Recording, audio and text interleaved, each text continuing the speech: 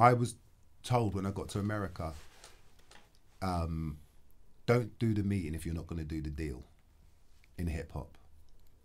Don't do the meeting if you're not going to do the deal. Especially with certain artists that have got names and, you know what I mean? Because if you're doing a meeting, you're doing a deal. Right? And I'm not going to, I got myself into a couple of situations where you're doing you go down, you're doing a meeting, and the next minute you get a call the next day, yo King, what we doing, King? Oh, where's the paperwork, King? And you're like, oh, okay. I had to get myself, and I remember talking to someone that did a lot of deals in hip hop, and it was like, yeah, if I'm going to tell you one thing to Mr. Englishman from Blighty when you land here, don't do meetings with certain heads that you're not going to do the deal, because you'll just get yourself in sticky situations. So that was New York artist. Yeah, that was New York. Yeah, 100%. I can tell. 100%. What's going on, world? Welcome to episode 108 of the Rhymes Like Diamonds podcast with your boys Peter, yo, Mohammed, yo, and myself, Yemi. And today we're joined by a special guest. He's one of the most distinguished and successful record label executives in the UK, signing and developing the likes of Amy Winehouse, Jessie J, Florence and the Machine, and Sabrina Carpenter. Come on. Having also played a role in introducing the likes of Drake, Nicki Minaj, and Ariana Grande to UK audiences. He is the son of the honourable British Black Panthers Darcus Howe and Barbara Beese, and brought that revolutionary zeal with him to Island Records, where he began his career in the late 1980s, moving up the ranks to eventually become the president and CEO of the legendary label, the first black person to do so. And he now heads up his own label, Darco Recordings, and his memoir, Rebel with a Cause, a detailed story of his life, is out now. We welcome Darcus Beese to the pod today. Hey, come on. How you doing, bro? I'm all right, man. Thank you for the invite. No worries, man. No worries. Thank you for coming, man. No, I'm honoured, man. I'm honoured. How you doing? I'm all right. I'm good. Busy, just trying to just keep busy, just trying to be inspired, basically. You know, after 30 years, how do you keep yourself being inspired? So, yeah, just trying to keep myself inspired, which means you have to be around great people and exciting music, I suppose. Which I'm sure you see in abundance. Yeah, I try to. It's not easy, especially nowadays. It's not easy. But yeah, that's why I still get up in the morning. That's why I'm excited to come down and sit down and talk to you about stuff. 100%, man. Yeah. Thank you for coming down, man. Yeah, man. Appreciate it. Boys, what we saying? All good, bro. How are you? Not bad, not bad. Mo, yourself? Same old, man. Chilling, fasting, moving, shaking. Chatting about football. Can't The banter's real. Trust me. Ramadan going well? It's going. Yeah. Yeah, man. You get used to it. It's a routine, innit? Every day for what? I want to say 20 odd years now. So it's just, at this point now, I can't complain. Breakfast at 6 o'clock. I remember when it was like 9:30, 10s. So it's like, man, just, this kind of the month where you strip it all back. And you just bring everything back down to the essence, where just life is very simple. That's how I treat it personally, anyway. Yeah. Just take away everything. I just wake up, sleep, and everything you do in between counts.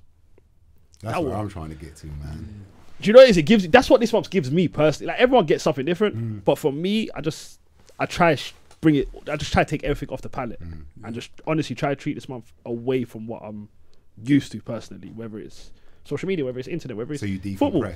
Yeah, like this is the month to kind of just go back to what we are, who we are, the essence of us. And that's kind of what I try to get to.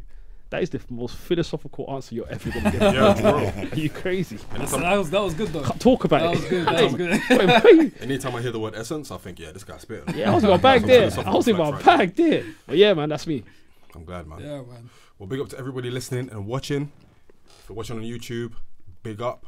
Please subscribe, like the video, hit that notification bell so you're notified whenever we drop new episodes. If you're watching on Spotify or listening on Spotify, follow us, Apple Podcasts as well. Really appreciate it. Darcus, yes, we have a tradition on this pod where we ask every guest to name their top 5 favourite rappers of all time. Oh, wow. No pressure. No pressure at all. Of all time. It could be US, it could be UK, it could be a mixture of the two. Or you can separate if you want. You can separate if you want. All right. Okay. That would have to be ever changing. Don't forget, I'm much older than you guys, so my the list to draw from, I would have to say, do I have to list it from 5 to 1? They just top 5. It don't have to be in order. No, Oh, I don't have to be in order. All right, okay. I'll definitely have to say Chuck D. Okay. Because his voice, Public Enemy, lyrically, the records just had impact, visceral impact. And as a young teenager, when you was just looking for a direction, and at that time, you know, everybody was talking about, you know, everyone was walking around with the gold rope chains, and then Public Enemy just came along, and I just had I exchanged everything for a black wooden fist around my so yeah, Chuck D, Public Enemy. I would say Eric B and Rakim 100%. Then UK, I would have to crash that top 5 with Bashi. Okay. This last body of work he put out, which we'll probably discuss later, making an album's hard, and making an album that you can just play through is sometimes impossible for a lot of people, right? And when he made an album, he made a record for me that said the album isn't dead, right? So I'll put Bashi in there. Then I would put Silent Eclipse, MCD. Some of your viewers, some of you might not be old enough to remember, but that was one of the first rappers I signed, and that was when I was a young A&R person, and I was still very much in my feelings. And for me, he was lyrically basically what I was listening to with Ice Cube, and again, you know, more of the conscious rappers. And lyrically, he was off the scale. Flow-wise, he was amazing. And he was just the best. But he got too radical, joined the Nation of Islam, yeah, I remember we did a show at the Subterranean. He did a show at the Subterranean, and he just basically said in no uncertain terms that white people had to leave the venue. Wait, what's his name? Sorry, just so I can. You know what? He was pre-streaming, and his album's up on YouTube. And it's called Psychological Enslavement. Okay, now that's the kind of titles I heard can the get name. into. Yeah, but he laughing. I heard the name. He was hard. He had records like Baptism, War and a Satellite, Don't Judge a Book by Its Cover. He was out there. He was out there. And I took him to LA and made and got the producers of Ice Cube's records to produce some of his records. The Bomb Squad. No, not the Bomb Squad. It was actually Madness for Real. Okay. Who, when we turned up in LA with his white, blonde-haired, blue-eyed Swedish kids that were just living in a flat in downtown LA, but just made these absolute bangers. And Ice Cube just had them ensconced. That's who were making his beats at the time. Madness for Real. And so I took Darren out there, MCD, to make the record. And so, for anybody out there, who knows MCD, they would be like, yeah, he was up there. So do check him out. No, you don't have to tell me twice. Yeah. How many is that? 4. That's 4. 4, and then the 5th, I would have to put, and this is the ongoing battle of Drake and Kendrick, right? But I would probably put Drake for output. Okay. For output, because there's 2 things. I love great records, and he doesn't always make great records, but when he does, they're dope. And he puts enough music out and enough volume that there's enough for me across all of his albums to pick and choose and put a whole playlist together of Drake that I would literally enjoy. I don't know if I could do that with Kendrick, but Kendrick's got really important records that I absolutely love. So there's quantity over quality, and I'm not saying that the quality is about having a hit, because Kendrick's a different kind of quality. It's kind of like I don't know, the purest of purest metal, where Drake is a metal that's still worth a lot of money, right? But so yeah, I don't know if I describe if I describe that well, but being someone that ran a record label, and if I was Universal, I'd be very happy to have both Kendrick and even though Kendrick, I mean, even though Universal are Alex Ferguson and Beckham and Drake. That's a great way to put it. You know? Well, no one's bigger than the company, right? No one's bigger than the football club. But yeah, I Drake's made records I've loved, and he's done it in quantity, but his albums aren't always, bodies of work aren't always that. So how did you experience the beef? How did I experience it, or from what how did I see it? Yeah. I just thought it was one of those things that should happen in music, where you wake up and everybody's talking about something, right or wrong, or what they were saying about each other, how close to the bone they got with each other. That's just straight up diss tracks, and it's whether people can hold the diss or not. You know, before we had to wait for a record to get cut, like on vinyl, to hear the diss. Right, and go to the record store to buy it.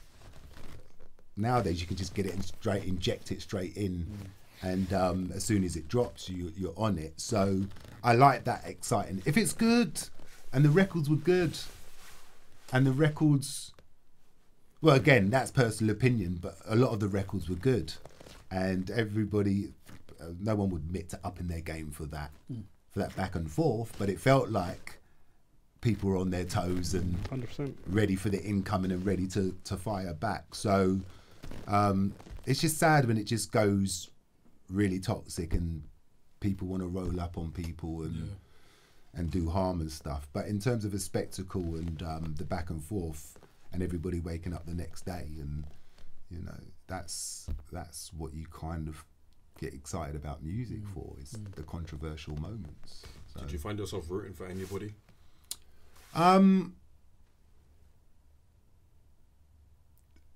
Again, I was driven by the records that they were making, and I think out of that exchange, for me personally, Kendrick made better replies or directs than Drake did, but that's a personal thing. Once you make a club banger out of something, Lights out. It's lights out. Once you've got 4,000 people in the club singing it back, that moment's going to go viral, and then everybody's going to do it. Hence the Super Bowl. Yeah. So, you know, it's it's one-upmanship, and I don't want to get it too twisted, but I like the spectacle, and I like talking about it, and I like the fact that people were talking about it, and records came fast and furious, and Boy, did they. you know, they're usually trying to fight for artists to deliver their records, right? Yeah. And that was straight. When artists really want to go, they just go. And it sounds like record companies didn't have any fingerprints on it, and it was just OVO versus TDE. So. It felt like everyone got told, get out of the way. Yeah. But I don't know if that can happen. But it just felt like watching it where a lot of musicians got told. You mean like subliminally? Yeah, like think about it, because no one really dropped or anything. Like no other, I don't know, I might be wrong, but I just feel like record labels, everyone got out of the way. Everyone got out of the way. Like let them get this over with, and then once this is done, we'll get back to regularly scheduled program.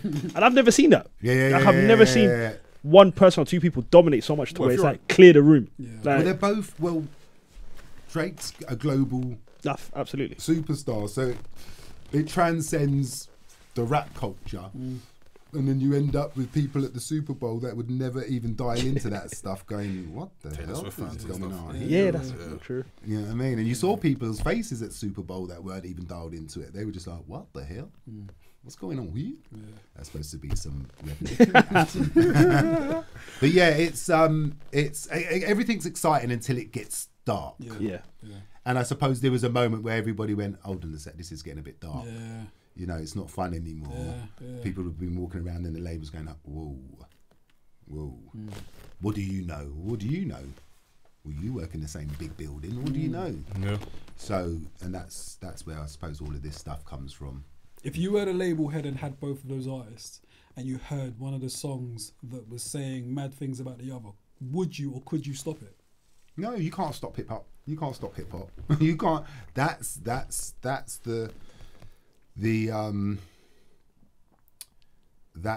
the culture that you can't control.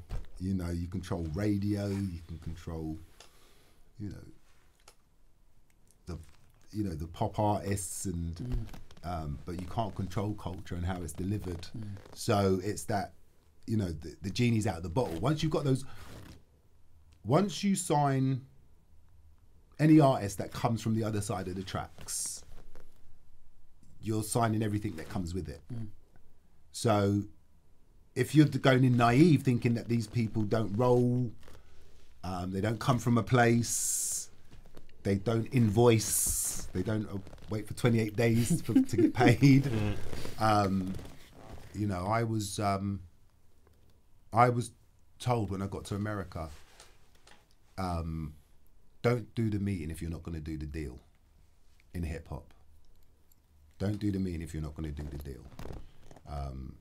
Especially with certain artists that have got names and, you know what I mean? Because if you're doing a meeting, you're doing a deal, right?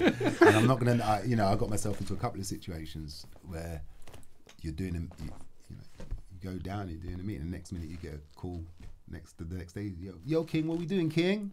Oh, where's the paperwork, King? And you're like, oh, okay. I had to get myself, and I remember talking to someone that did a lot of deals in hip hop, and it was like, if I'm going to tell you one thing to Mr. Englishman from Blighty when you land here, don't do meetings with certain heads that you're not going to do the deal, because you'll just get yourself in sticky situations. So that was New York artist. Yeah, that was New York. Yeah, 100%. I can tell. 100%. But it's if you're gonna, and it's here, same as here. If you're gonna sign people from the culture, it might kick off in reception if someone bumps into someone and it's just the paths cross in reception and someone's from that end and the other person's from that end. So, oh my God, that's what was going to happen when you sign people that don't roll by themselves. You know what I mean? Because they can't. So, yeah, it's this. I think it's the same the world over. And especially in America, and the same goes for here. What did you think of like Drake's lawsuit basically against Universal?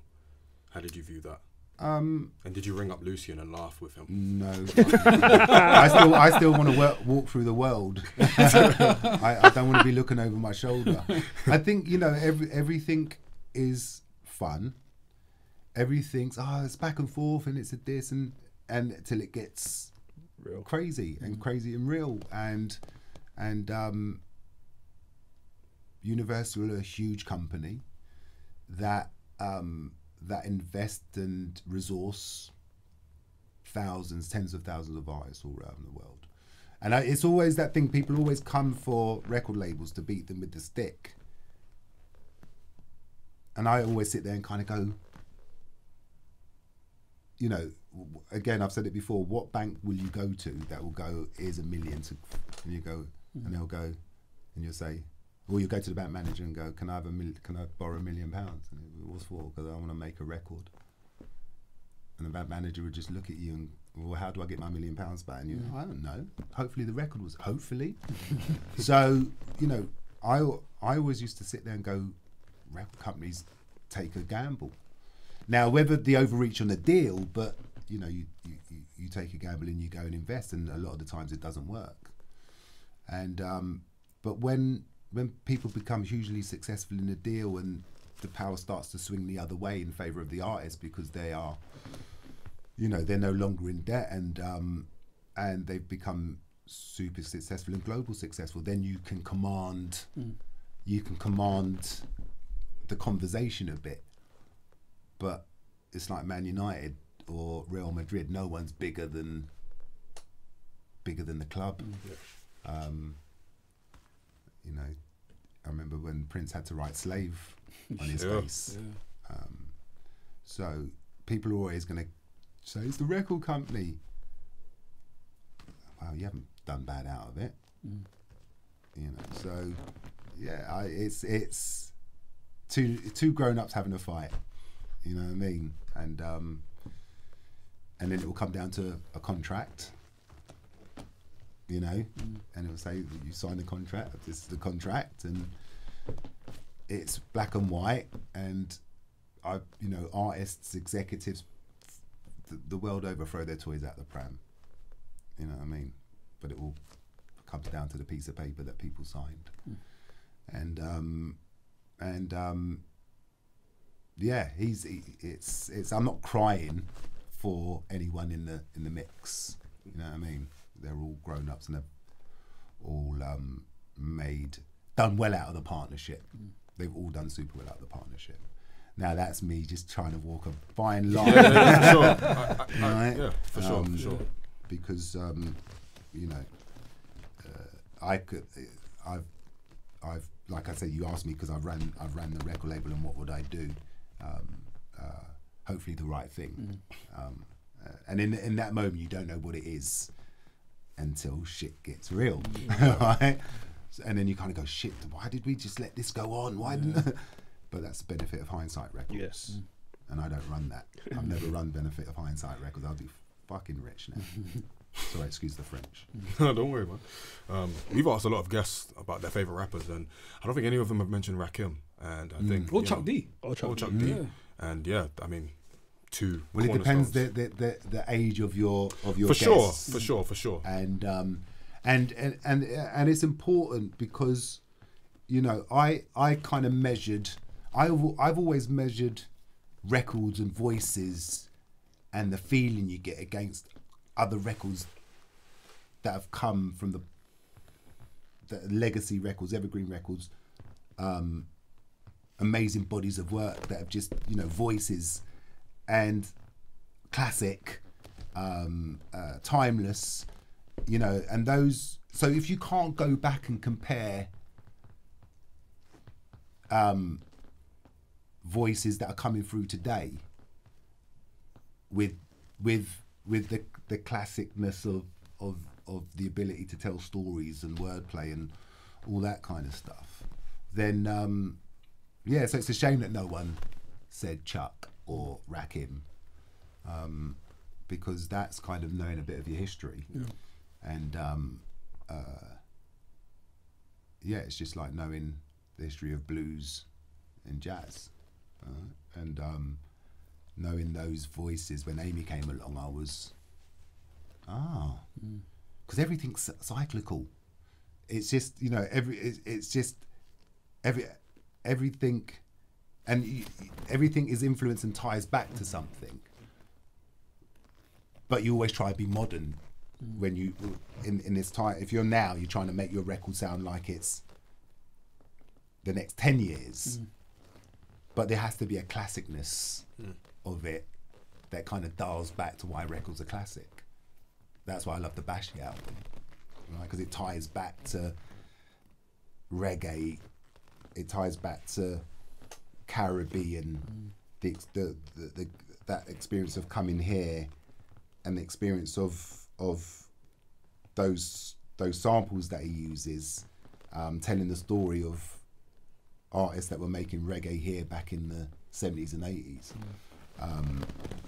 And while he's speaking about going forward, he's also alluding to the history of it. And I think when you ask people who are their favourite rappers, and they'll say the Baby or I don't know, one of those things, rather than a Kendrick, and maybe there's not enough of them around. in terms of people that aren't just getting caught up in a 2-second hook rap. Why do you think that's happened? If it has happened in regards to people aren't being able to storytell, whereas now it is that 2 seconds, find a hook, find a verse. Yeah. Even songs have gone short. It seems like from what Yeah. I've seen. I think that's what people care about, and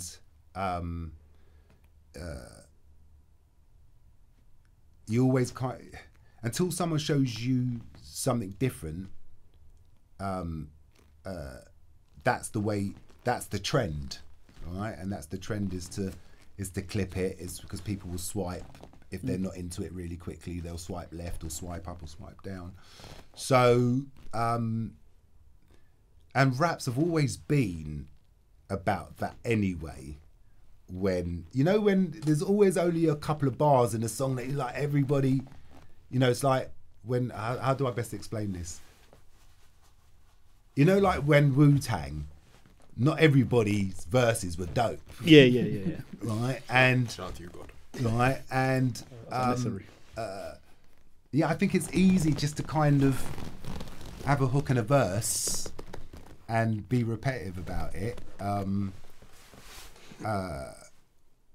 Yeah, and again, I think people care more about streaming than live. Because if it was live, you'd be telling stories on stage, and you'd be talking to a proper fan who you can see in the eyes, and it's not a stream or a like, and they've bought a ticket, so you're able to. So they're there.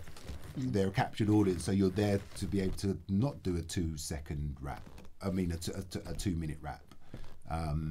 So you kind of hear when people are making music what they're trying to do or what they care about. And are any of those artists great live? Because live is where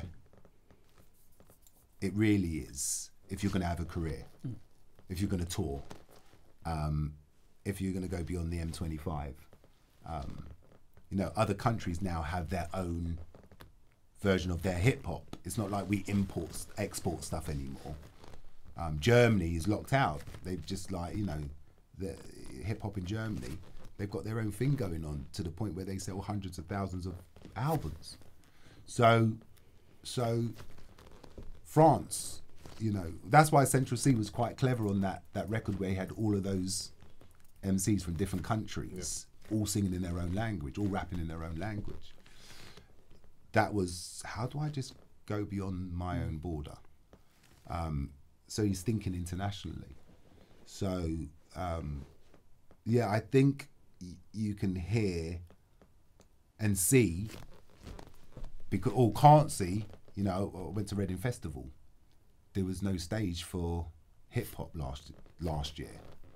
All right, which meant there wasn't enough people to put on stage at Reading Festival to have its own stage. All right, so there was no hip hop artists there last year.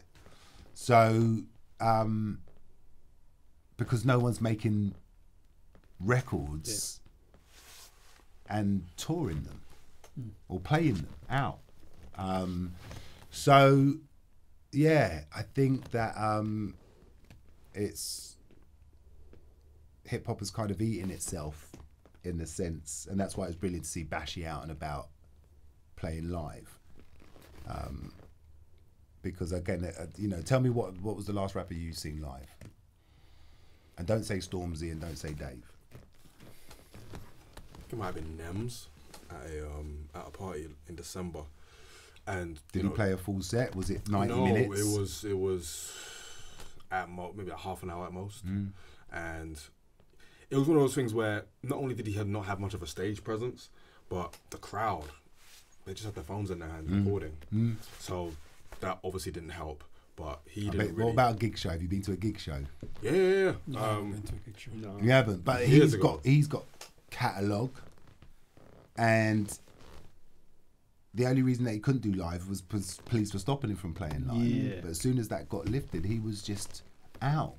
And that live thing is a craft that you have to build up over years, right? You can't just come out and PA something, just blast through a couple of songs, So yeah, I came from a world where people used to tour, sell out shows. That's why, you know, when you saw N-Dubs go on, you know, I'm not saying they're a hip hop act, but they went out and sold out arenas.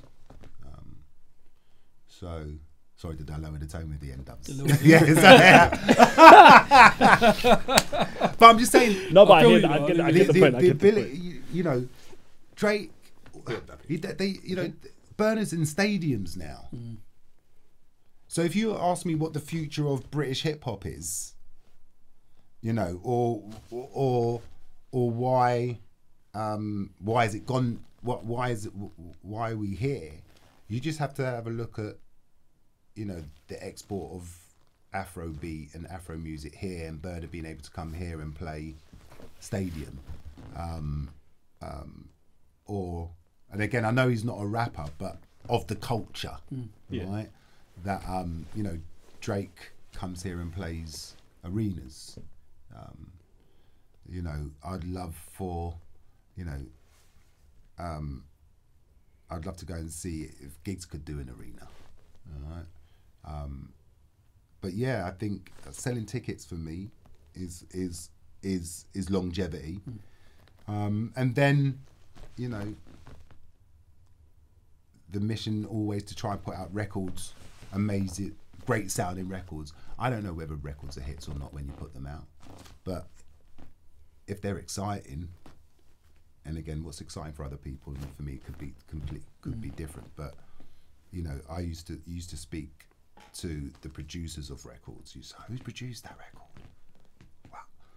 But yeah, the producers have kind of taken a back seat in terms of used to go to people for their sounds.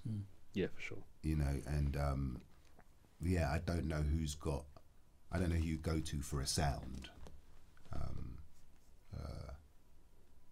Again, just like, you know, Timbaland or even J5 a couple of years ago. Yeah.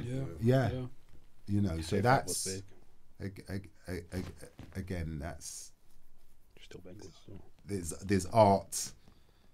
Do people treat stuff as a business or as an art form? What do they care about? Do they care about the lyric? Do they care about being able to play live? A lot of people don't care. You know, so and that's where the democratization of music has meant that anybody can do it. It doesn't mean that everybody should do it. You know, there's a lot of people that are putting out records that would have never got record deals, just wouldn't have. But now people can put out their own records and catch a thing on TikTok or catch a vibe, and all of a sudden the tune goes. And that's probably luck. 9 times out of 10, and then people can't follow that stuff up, you know, and or want it quicker than it takes to have a career. So do you think that's to the detriment of the industry or the art form itself?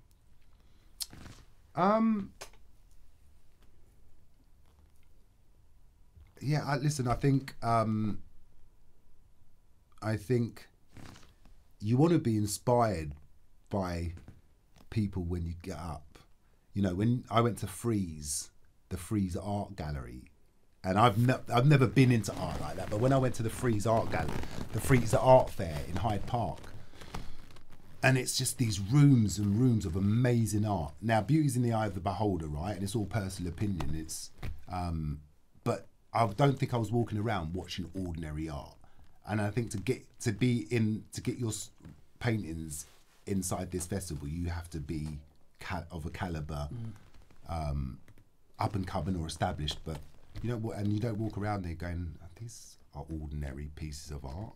These are not that great. You walk around going, wow, should I like this? Shouldn't I? I don't know.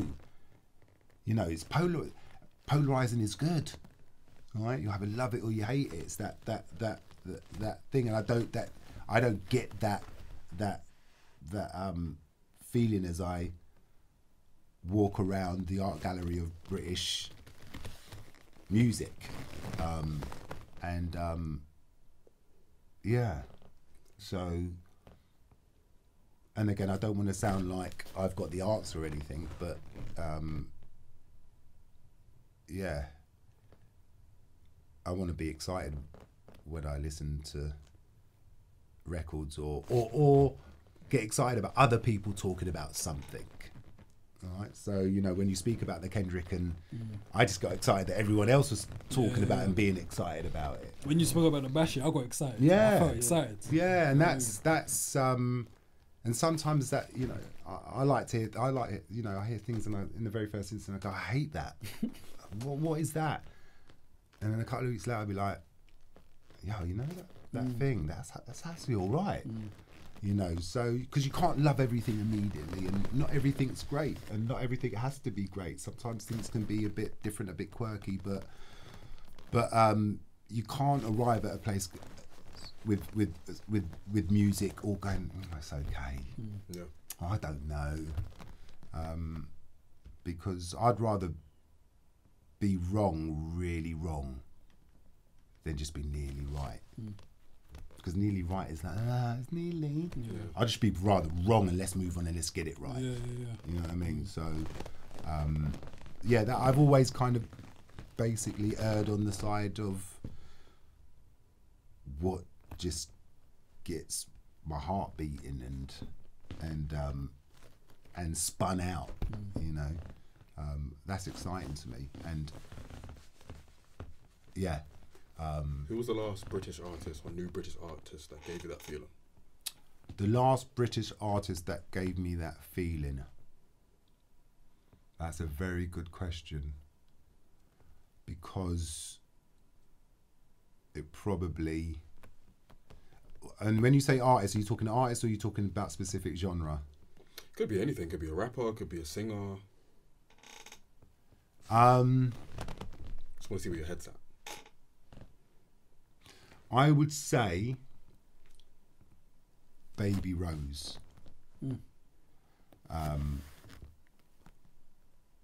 Because Baby Rose was like when you work in the music industry, your accountability is that you sign artists that sell records. Forget about culture. In the very first instance, it's about selling records.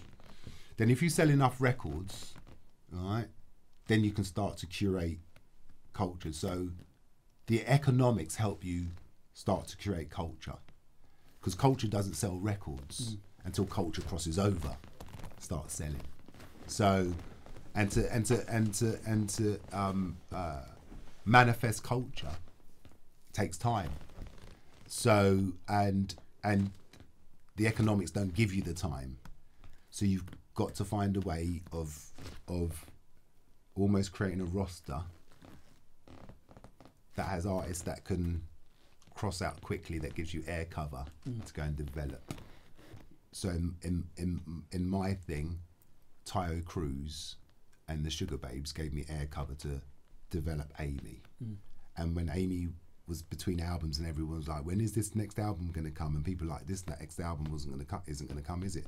I had Tayo doing his thing and I had the Sugar Babes doing this thing, doing their thing. So, and then Back to Black came.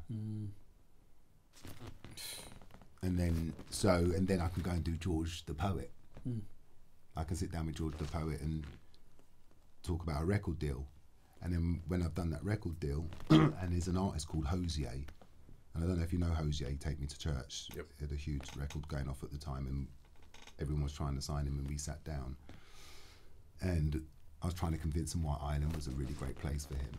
And he, as we were talking, he looked on my wall, and there was a poster of a show that we'd put on with George the Poet. And he kind of looked at the poster and he said to me, who's George the Poet? And I said, it's this young black man that we signed. He said, what, he's an actual poet? I said, yeah, he's a poet. And that's what does he write about? I says, he writes about the world through the lens of a young black man. And he said, will he sell any records? And I went, probably not. And he was like, really taken aback. He said, so you signed someone not to sell records? I said, yeah. I said, because some people just need to tell their story. All right?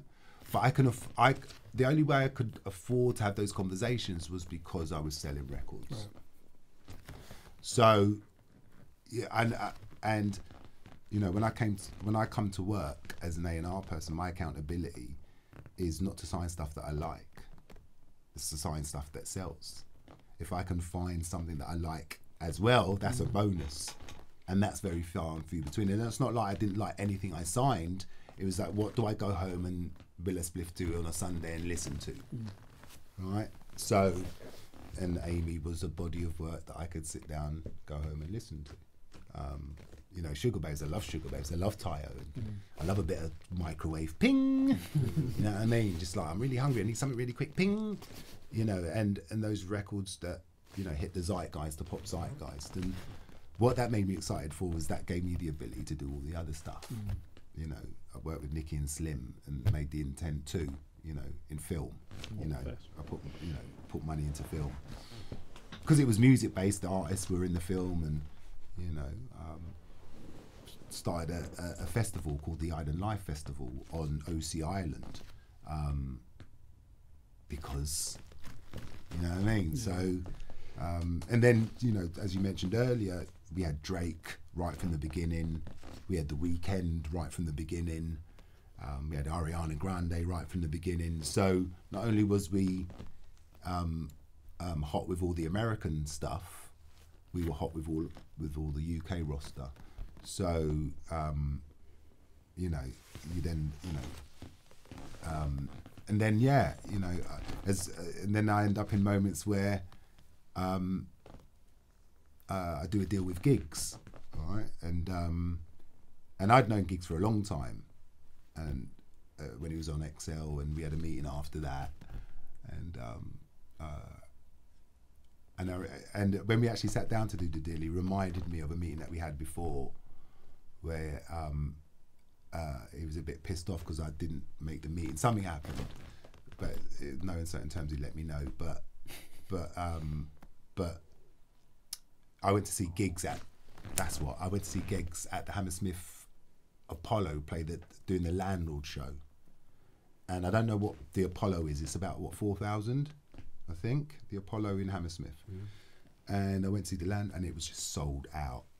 And the set, I don't know if you ever saw that show, but yeah, the set was the album cover, which was flats and silhouettes in the windows and stuff. And I was just blown away that unsigned, he had sold out the Apollo. And when you're in there, and again, everybody's just singing the tunes, you're just like, damn. So yeah, I was like, let's go and do a deal. So, because I remember early doors, my cousin, my young brother, who's a rapper, kept going, you need to sign gigs, you need to sign gigs. And it was at a time when he was still a bit, and, rough around the edges. Yeah. But again, gigs has shown that what a career looks like. That's, you know, if people want to kind of sit down and be mentored, go and talk to the dude that's just put out, I don't know how much material. I don't know how much material. And, you know, and I only know a handful of those hundreds of songs he's put out. And he does shows in America, you know, and that's a hard thing to do. So, yeah, big up gigs. What was the process like for, I guess, witnessing the process for Amy Winehouse going from Frank to Back to Black? The special artists are able to evolve.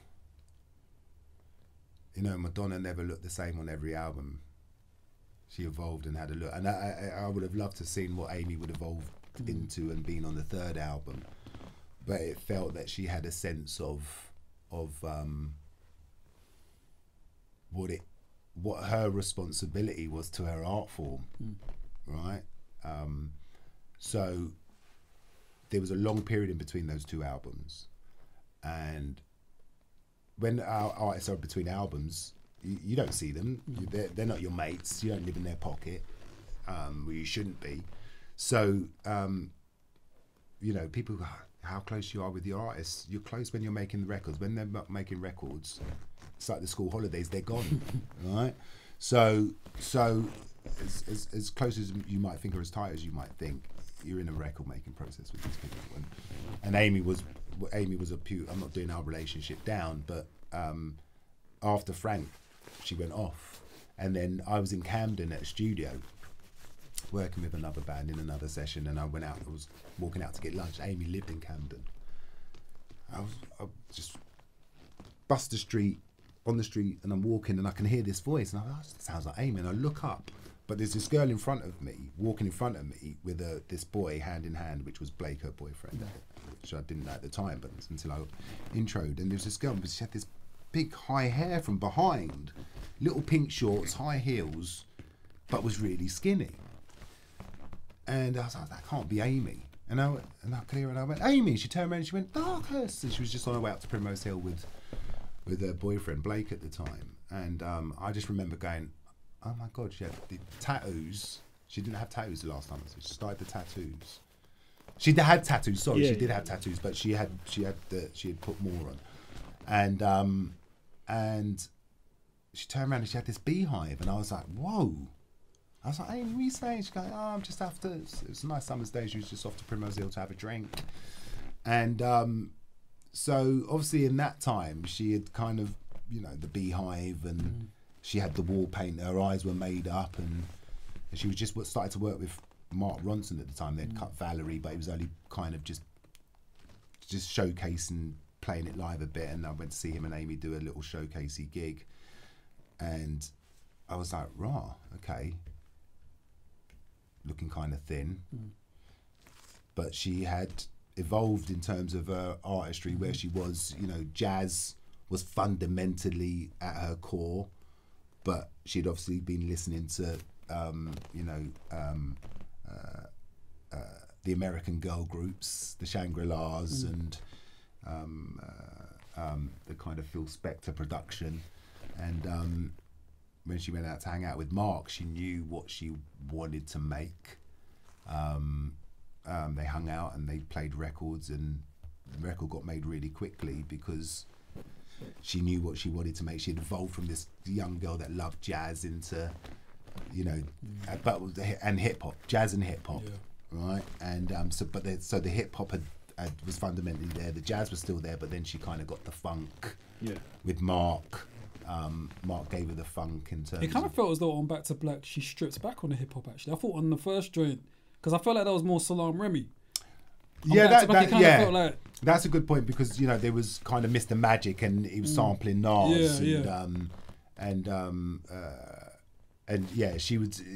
she would very much rap about being into hip hop, and she was hanging out with Mos Def and all those people. But I think Mark was from hip hop, so he was a DJ. He made hip hop records, but he was a musician. So you could hear the DJ in the records, you could hear the hip hop in the records, and you could also hear the musicianship in his demos. And then he got the Dap Kings, who were the band, to play on top. Yeah. And then Salaam had heard his half of the record on Back to Black. Those original demos all were the sister records to Frank. They were all down-tempo jazz records. So, and I was like, this hasn't really moved on from Frank. So when she went in with Mark, and Mark had come up with this up-tempo kind of in-your-face thing, I sent Salaam the demos, and I went, yo, this is where Mark and Amy were in Say No More. And he went away, and all the records that me and Miss... the record was called Fuckery, and it was a down tempo, and he turned it into an up tempo, into Me and Mr. Jones. And he took all of his down tempos and he took them up tempo. That was about Nas, isn't it? Yes. Yeah. And no, it was Nas and this other guy. Okay. He was actually Black Jew. Right. Yeah, and again, I'm glad that we can talk about Amy, because she had the essence of hip hop running through her records and through her bones, and that was kind of like the basis for, that was the foundation of what she was doing, and that's she went from Diana Washington and Nina Simone, and covering classics, and then she could write the 3-minute pop song, in terms of Rehab and that kind of thing. So again, you know, that going from Deal Real Records, where she would play, I don't know if you remember Deal Real record shops, so there used to be a whole there's actually a great documentary I watched on record stores and how important they were, and they were all, you know, dotted around the West End and stuff, and Deal Real Records was a place where a lot of hip-hop artists and singers like Amy would go and play, and the shops would be packed out, and they would really curate culture. So to go from there to go to a global selling 5-time Grammy act, that's how good you have to be. Do you know what I mean? Or when Tayo Cruz had 2 back-to-back American smashes. When I say smashes, radio and chart Billboard #1s. And the last UK artist to do that was George Michael, that went from out of the chart straight to #1. So the fact that a young black kid from London can go global, you just got to make the records, and you just got to have the ambition for it, and if you do, then maybe. But you know, that's the world I come from. I come from hits and going around the world, and in the times of this time, I don't hear hit records that can go around the world. Hence why the UK has stopped exporting music around the world. Yeah, I know you mentioned like live performance, and that's an important part of it, but is there like other essences of the kind of game that you kind of were part of, as far as like selling records and going all around the world, that maybe is missing in today's music scene? Is there something that you've seen or something that you've noticed that is missing, that is kind of stopping those British artists who would be the ones to kind of burst through, that they're not bursting through anymore? Is there any particular reason or something that you've seen or noticed? Yeah, I mean, you know, I think COVID is a big thing. You know, when people don't want to mention Brexit or, you know what I mean? It's, you know, COVID stunted a lot, stunted the growth and gave people a concept of what they thought the business could be. But that business that happened in COVID, because everyone was in situ, unravelled as soon as people come out of it, and it just has taken a couple of years to unravel, right? And that long tail coming out of COVID, that everybody was like, my subscribership is up and blah blah, everything is up. They just saw it start just to wind down as people were coming out, to the point where everything just went stop, right? And so, you know, and then you've got, you know, clubs closing down, and people's experience of seeing people in the clubs, hearing those records in the clubs. You know, my daughter's missed out on that thing of experiencing records in the clubs, you know. So the building blocks of those foundations of how we used to get to the market and cross out have kind of gone. And even in the studios have shut down. Used to bump into people in the studios. Used to hang out. Yo, come and listen to this. So people used to hang out. People used to bump, but because people don't want to leave their ends, and people are like making music in their bedrooms now, right? So studios have closed down. People who think they can make their own records, the level of record making has gone down. The level of making records has gone down because no one's being mentored. No one's being. You don't learn. You can't become a kung fu master without having a sensei, right? Or a, you know what I mean? So, or you can't train yourself to. Well, yeah, you can train yourself to be a classically trained pianist, but at some point, someone's going to come in and go, "Yo, that's rough around the edges, but just get your fingers up." So, you know, there's no mentoring, there's no sensei, there's no teachers, there's no exchanging of ideas, lyrically, musically, culturally. You know, a brown, black and white person aren't sitting in the studio going, yeah, I come from this, you come from that, and you come from that. Let's just put it all together and make some mad shit. So, you know, there's no kind of cultural exchange of that you can hear in the music of people from different backgrounds in the music. People have stopped writing the middle eight to make the song shorter. Yeah. The middle eight was Sure. the thing that went that took the song, Sure, take it to the bridge. Yeah. You know, people have cut the intro because they don't want people to swipe. But you can't cut the edges of great art. So again, it's only 1% of people make change. You know what I mean? It's not. I'm not talking about the 99%. I'm just talking about there must be a few people that wake up in the morning and go, I want to do something different. Do you know what I mean? And everything just starts from a spark, or and you know, if there are no clubs, how do you make club music? Yeah. And if you stop making club music, why would there be any clubs? So it's chicken and egg. So, and all of these records came out of the club. They were club bangers. So that's a bangers because it's in the club, but man's not in the club anymore. So, and when I say the club, I mean that in the broader sense as well. Do you know what I mean?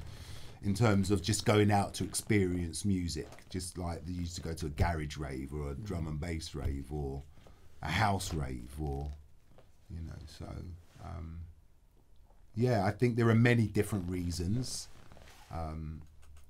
but you know, people always find places to commune. So, what are they communing to? You know, what are making people dance? And you go, well, Afrobeat's going, yeah, but Afrobeat is from Africa. What is it here? You know what I mean? You know, if we were very Americanized in the 90s and the 80s and 90s, and then with grime and with garage and jungle, we started to own our own identity and blah, blah, blah. What's the next phase of that? You know, because we're a couple of generations deep in now, right? And we're taking incoming from Korea, India, and Africa, but we're not exporting. You know what I mean? So, in your lifetime, when do you think we were at our peak of exporting our music and our culture around the world? I can only you'd have to look at kind of like the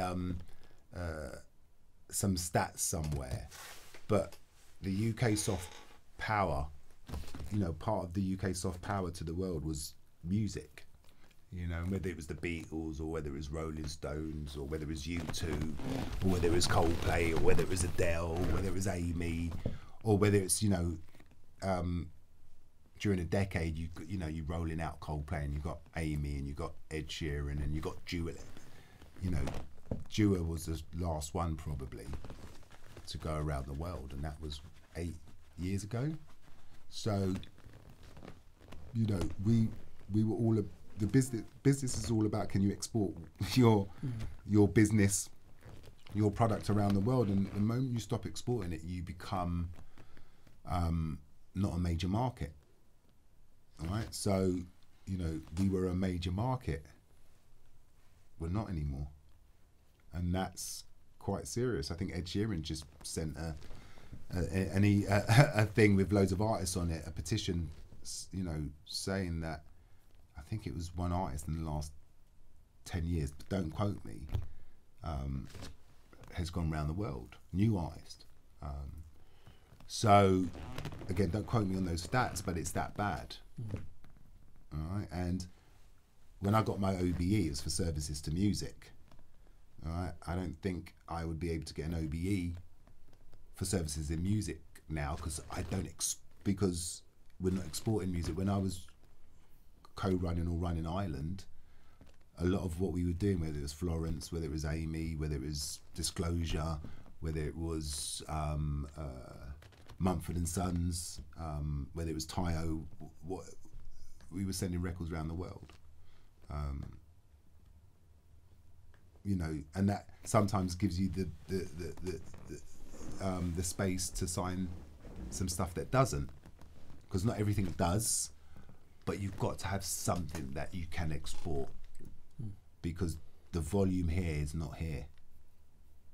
All right, because now that we're in a global market, and when we put out our record, we can't match the streams of a South American putting a record out in South America, or an artist in Southeast Asia, because they've got the biggest markets and the biggest volume. Same with Africa. Yeah, I mean, I guess this might. Does it sound like all doom and gloom? Well, this is what I was about to say. Yeah, I mean, I guess like you're speaking about what's happening, right? And you know, obviously, it does create a bit of a bleak picture, but that's only in perspective of what's come before, in comparison to what's happening now. So maybe the UK is in a down period right now, but who's to say that it doesn't? Oh no! Listen, I've been around since, you know, when Napster was and piracy was just killing the music business, and people were saying to me, "Why are you working in the music business? It's like it's on its face," and it was really bad. And then streaming happened, and everybody started making a load of dough. But that streaming pie for everyone is only so big, right? And streaming shouldn't be the only income, you know. What's your brand beyond music? Stormzy has a brand beyond music. We saw that. You know, he's got a brand beyond music, and that's hard to do, you know. But you know, there's being an artist and being a brand as well. And I think the exciting thing is that everything's cyclical, 100%. and stuff has to bottom out, right? And you know, sometimes the field's oversaturated, and it can't hold any more water, and it gets muddy and it gets torn up, and you just got to let the field breathe, reseed it, and let it breathe, and let some new roots take hold, and everything's cyclical. So I've been in the business 35 years. I've been hot, cold, hot, cold, and it's how you dig yourself out of those cold periods. But if the UK wants to be important on the world stage, and then it's not impossible to be that. But people have got to wake up with a different mindset, you know, and rather than kind of sleepwalk or continue to sleepwalk. Because the bigger picture is not there anymore. Doesn't mean that it can't be. For new artists, and it's always been hard. It's harder because, again, there's just volume out there. There's just volume and a lot of noise. And what can you do? Can you cut through that noise, or do you just go somewhere and just build up your community, build it up, make amazing records? And that work that you usually do before technology happened to enable me to get to a customer really quickly, people had to put in the work. 100%. And they had to build up their foundation, and they had to kind of figure some stuff out. And then when you turned up, they already had something happening, and that's when we would do the deal. But now people wait for data to show them that a record is happening, and data doesn't tell you that people are buying tickets. It just tells you that someone's streaming something. So again, hopefully I haven't just prattled on. No, I think you said something we agree on. I think we've been saying for a little while, it's somewhat spooky right now in the UK. It's going for a weird era right now in the UK. What do you think of gatekeeping? I asked Tiffany Calver about this, and her response kind of gave me a feeling that a lot of people in the industry are kind of a bit scared of that term. I don't necessarily view it as a bad thing. I think it can allow for a lot of quality control. When you're speaking to an oversaturation within the industry, and I think things like gatekeeping can actually be really good for the scene. But so, what do you? Can I add to that as well? Is it possible to have gatekeepers? No, because the gatekeepers initially, gatekeepers were the record company that give you a record deal, radio. So gatekeeping, it wasn't a great term, and but it's not gatekeeping. I now call it curating, and how do we help curate people's careers or music?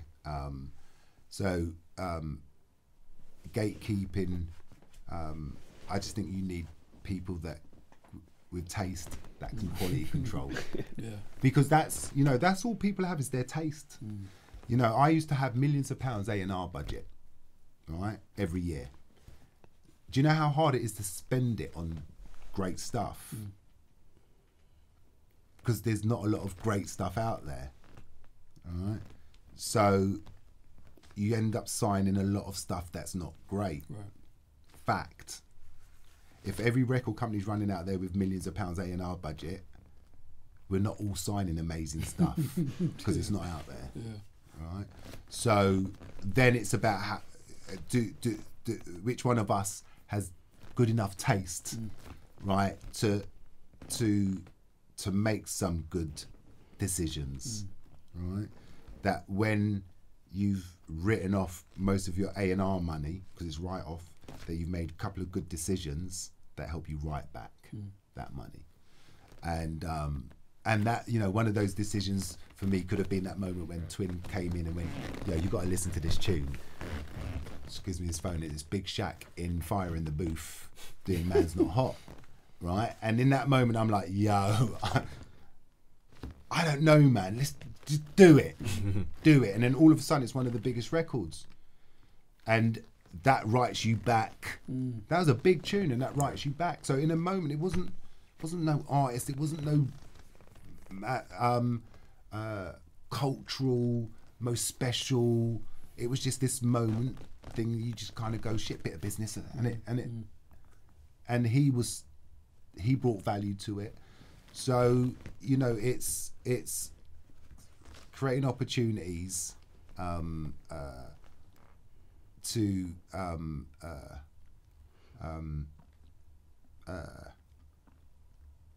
sell records, because that's what, you know, I think we live in a world at the moment where kids sign what they like, or they're frightened to sign something else because it's not what their peers are into. So, and everybody wants to be able to, yo, what you say, that's dope. I just wanted to sign hit records, so I didn't care about what the culture said. You know what I mean? I just wanted hit records. And you know, when Tinchy was, you know, he was what was it? Was it Lord of the Mics? He was across all that Lord of the Mics series, you know, and he was coming up, Kano and all them lot, and Wiley and blah blah blah. And Tinchy had a song called Strider Man, and Ben Scar signed him. Ben Scar was an A&R person who now manages Dave. That was on Star in the Hood. Star in the Hood. Yeah. Tinchy came. He had Jack and Archie were managing, and two white guys came to see me in a suit and Ben in a suit, and Tinchy's pressing a plastic bag. Tinchy was on tour. They were sleeping in their car while Tinchy slept in a Premier Inn hotel. They had Strider Man on the radio at the Radio 1 B list, and Ben signed it, and it kind of came in at 60, and Ben was like, "Oh mate, that's a bit of a stiff." He was like, "Oh," and then he came in with this other song. He came in with he brought in this next record, and he said, "What do you think of this?" And I was like, nearly, just, you need a hook. And Tyre was blowing up at the moment, so Tyre wrote the hook, and that was Tinchy's first number one. I think it was called "Take Me Back." And he came in, he had this Star in the Hood t-shirt, and I went, "Yo, what's that?" He said, "Guys, this is my Star in the Hood t-shirt." And I went, "What'd you do with that?" He goes, "I just mail it out to my fans." I said, "What fans?" I said, "How many did you mail it?" He says, "Probably about 20 a day." I went, 20 a day? I said, "How much do you charge for them?" I mean, £20 a pop. I was like, "Yo, that's a business." And we were on a singles deal. And I said to Ben, and I got Claire, and I went, "We need to restructure this deal, because he's got this business. And we basically went into business with Tinchy, and you're starring a hood brand, and took his brand to market. And it was like, at one point, it was like top line £1 million. All right. So again, it's not, these things aren't impossible. You know, when you meet people like Tinchy or that had an idea, and then we were able to have hits and him make money from his brand beyond music. And that's the business that we're in. You know, the business hopefully is to give people a career. You know, it's like footballers, right? That stuff finishes young, and you make a lot of money young, and a lot of people can have success really early on and make millions. And I've seen it because I've been around 35 years, a lifetime for some people. And I've seen people that have made the most, have been the most successful, and 20 years later, when you stop putting out records and so, you know, I always go, people need to be thinking about career, and their life beyond the music, or their brand beyond the music. I see Tiny, I'm watching TV, and Tiny's teaching me about extensions, expensive house extensions, Tiny Temper. Yeah. You know what I mean? So it's career. It's career. I started the business when I was 18, and I'm 55. So, you know, I've seen the highs and lows of it, and yeah, it's hard. It's hard enough. So, yeah, what does it look like for people that are really ambitious beyond the dough? Yeah. Does that make sense? Yeah, no, it does. It does. Yeah, well, I mean, obviously, Tinchy is a very like special deal in and of itself. But from your experience in your time at Ireland and now, like, what does a typical label deal look like, and has that changed while you've been in the industry? No, it's probably changed in the sense, you know, we used to do, back in the day, you used to sign to a label for 5 to 7 albums, and then that went down, you know, to 5 albums, then it went to 4, and then it went to 3, you know, and before kind of streaming kicked in, if you were on a 3-album deal, if the first album was successful, you knew you were doing a second, which meant you had to start negotiating for the album that you don't have, which is the 4th album. All right, so that's changed, but streaming has and the time it takes for an act to break. You used to be able to break an act in a calendar year, right? Now it takes about 3 years to break. Not to break, sorry, because for me to, when an artist really breaks, it was basically on their 3rd album, because you made that the difficult 2nd album, and if you were successful on the 3rd album, if you were successful on the 2nd album, it meant that you kind of broke the back of it, and you had 2 albums, 3 albums worth of material legacy. So when you did shows, that would show in terms of your catalogue, and you're on your 3rd album, which meant that you broke the back of the 2nd, that's when you had broken on around the 3rd album, and that was around, in old money, about 6 years in. So the timeline hasn't really changed about how, when you properly break as an artist, it's just the markers that they use yesterday to what they do today is different. So, you know, there's before you used to sell 60,000 to get silver album, 100,000 to get a gold, 300,000 to get platinum. That's still the same marker, but it's in streams, and then streams have been played about and messed around with in terms of what considers streams that make up an album, right? How many streams you have to do to make up an album sale, right? So the markers are different. The charts are weighted, huh? Isn't like the thousands of streams for it to count as like a stream of an album, right? Yeah, Something like that, it's in the thousands. yeah, 10,000. So it's the metrics are so skewed. If you've got an artist that's done 1 billion streams on one song, it meant that they've done the equivalent of a platinum album, right? So the measurements are so skewed, and that's why sometimes I kind of go, I don't even know if people are interested in the chart anymore, apart from the artist. Because if you go, do you know what's in the chart? Do you know? I do actually. As a consumer, I've never cared about sharks. But I don't. I do, but I don't. It's not something I care for. I'll be honest. You know, I think a lot of people still, the artist still cares about the chart position. If you said, "What's the choice? Do you want a number one, or I give you £50,000?" They go, "I want a number one."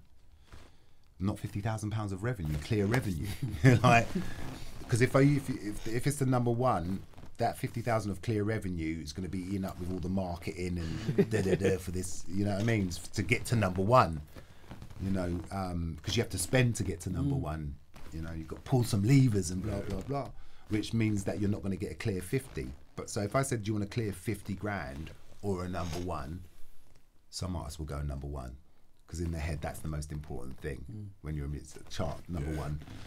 But for me, over the years, I'll be like, it's revenue. How much money are you actually really making? You know, because you can sell not a lot of records on a certain week, certain day to get to number one, because the chart was soft. So people go, I got number one. Yeah, but with how many sales? So, yeah, people can tell, you know, the chart positions can tell stories, but not the true story, because the economics tell the true story. Yeah, you see some people go number one and then plummet the week after by 90%. Yeah, exactly. I think Travis Scott does that quite a few times without naming people. I'm not mentioning no names. No, that's what I said. No, you want to. Yeah. But there's a number of artists who they will skyrocket number one, and then the next Monday it's gone down back down to the 30s and the 40s. From your experience, what do you think happens between the first and second album? Like, why does the sophomore jinx happen? But, in my experience, it's because people lost their mind on what were the dynamics that all came together for an artist to have a huge album. And sometimes it's one song, 1.5 songs, you know, the first single and the second single kinda, and that's why people go out and bought that album. And that was the kind of, remember when Apple decided to detach the singles from their download chart, so you could just you didn't have to buy the album, you could just download the singles. That's when the album started to fall apart, because mainly albums just consisted of 3 singles and the rest was okay. The 10 other tracks were okay. Album cuts. So people, that kind of found out a lot of people, you know, like I said in early, albums, really great albums are hard to make. They're hard to make, especially when you're making pop records, because they're just about 3 singles and the rest is like, make it quick, make it quickly. So people aren't, and people don't nowadays sit in and think in album concepts, because people are sitting in there thinking about EPs and singles. So people aren't sitting there in an album concept and able to come up with this concept of an album, of a body of work, because you have to really dig in. Yeah. And people don't know what that digging in is. I don't know if people have any comparables of digging in, or knowing to dig in and going, every song on this record is a reason to be on this record, because it tells this story. So again, making albums is fucking hard, and it's not supposed to be easy, and it was never supposed to be easy. And that people aren't going to get it right all the time. Even people that make amazing records, you know, Stevie Wonder's got some not so great albums that I don't really dig, but he's got some classics.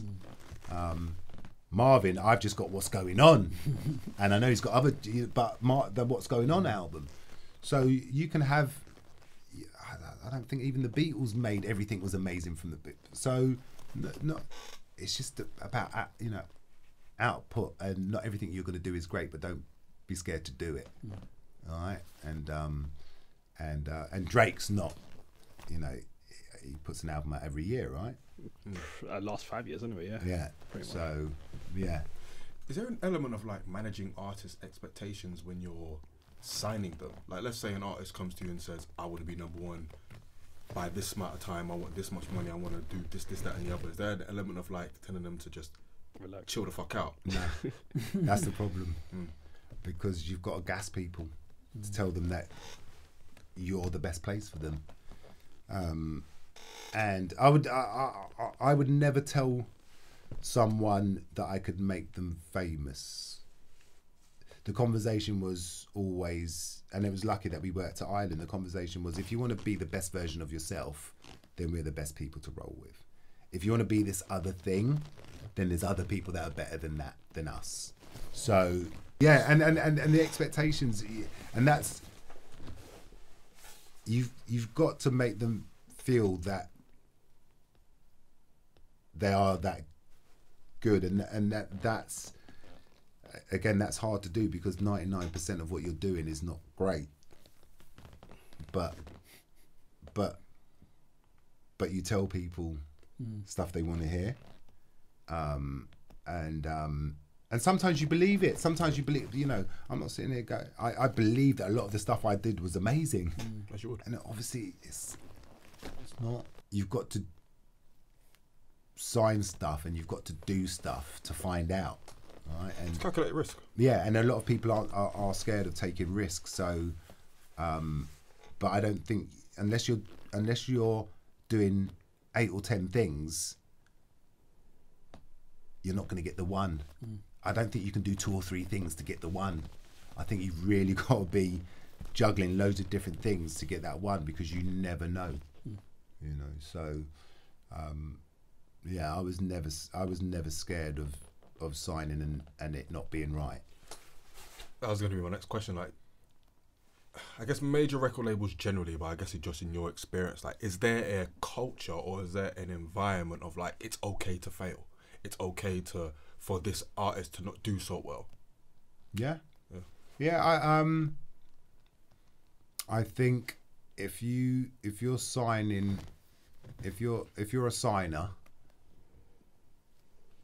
the majority of stuff you're going to do is not going to work, because you can't beat the law of averages. You can't beat the house. Course, You can't beat the house. Yeah. The house might give you 1 or 2 things, but it's beyond that. It's not gonna.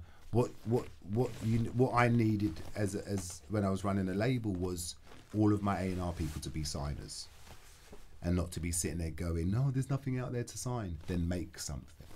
Go and make something and bring it to market. What do you mean make something? The fact that you're asking me means that you shouldn't even be in the job. So, because A&R isn't just about signing stuff, it's about making stuff. Because in the absence of stuff not being out there, then you should be able to go in the studio and make something. You should be able to go in the studio and come out with something to take to market. I don't care what it is. It could be a dance record. It could be you get an instrumental, like I did with that MC Fiote track. We got this instrumental. It was an instrumental from South America. Then Colin Batzer got Future. We put Future on it. Steph London, Balvin, J Balvin, and this other South American artist, and we just created this artist, created this record with loads of features, and took it to market. So don't tell me there's nothing to put out. You make it. And so what's the definition of an A&R person nowadays? Some people call them A&R data A&R. Ask and retweet. Ask and retweet. Ask and retweet. We've had this conversation before, right? And an artist at A&R was to find the artist and put them together with the repertoire. We say ask and retweet, or more so nowadays, it's the artist and their reputation, right? Because the artist, and you're dealing with their brand, which is their reputation, and everything that's wrapped up in that brand, the music, the brand deals, all of that stuff. So, yeah, it's just music soundtracks everything.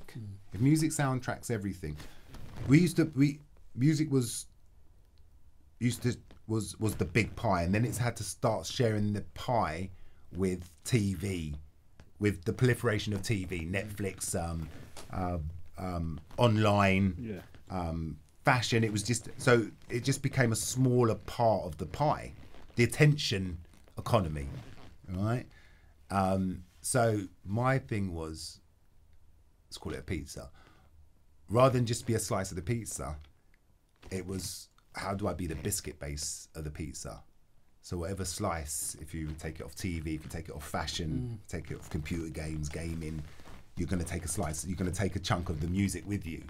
So if that's, I'd rather than be the slice, I'd rather just be the pizza base, whether it's thin crust or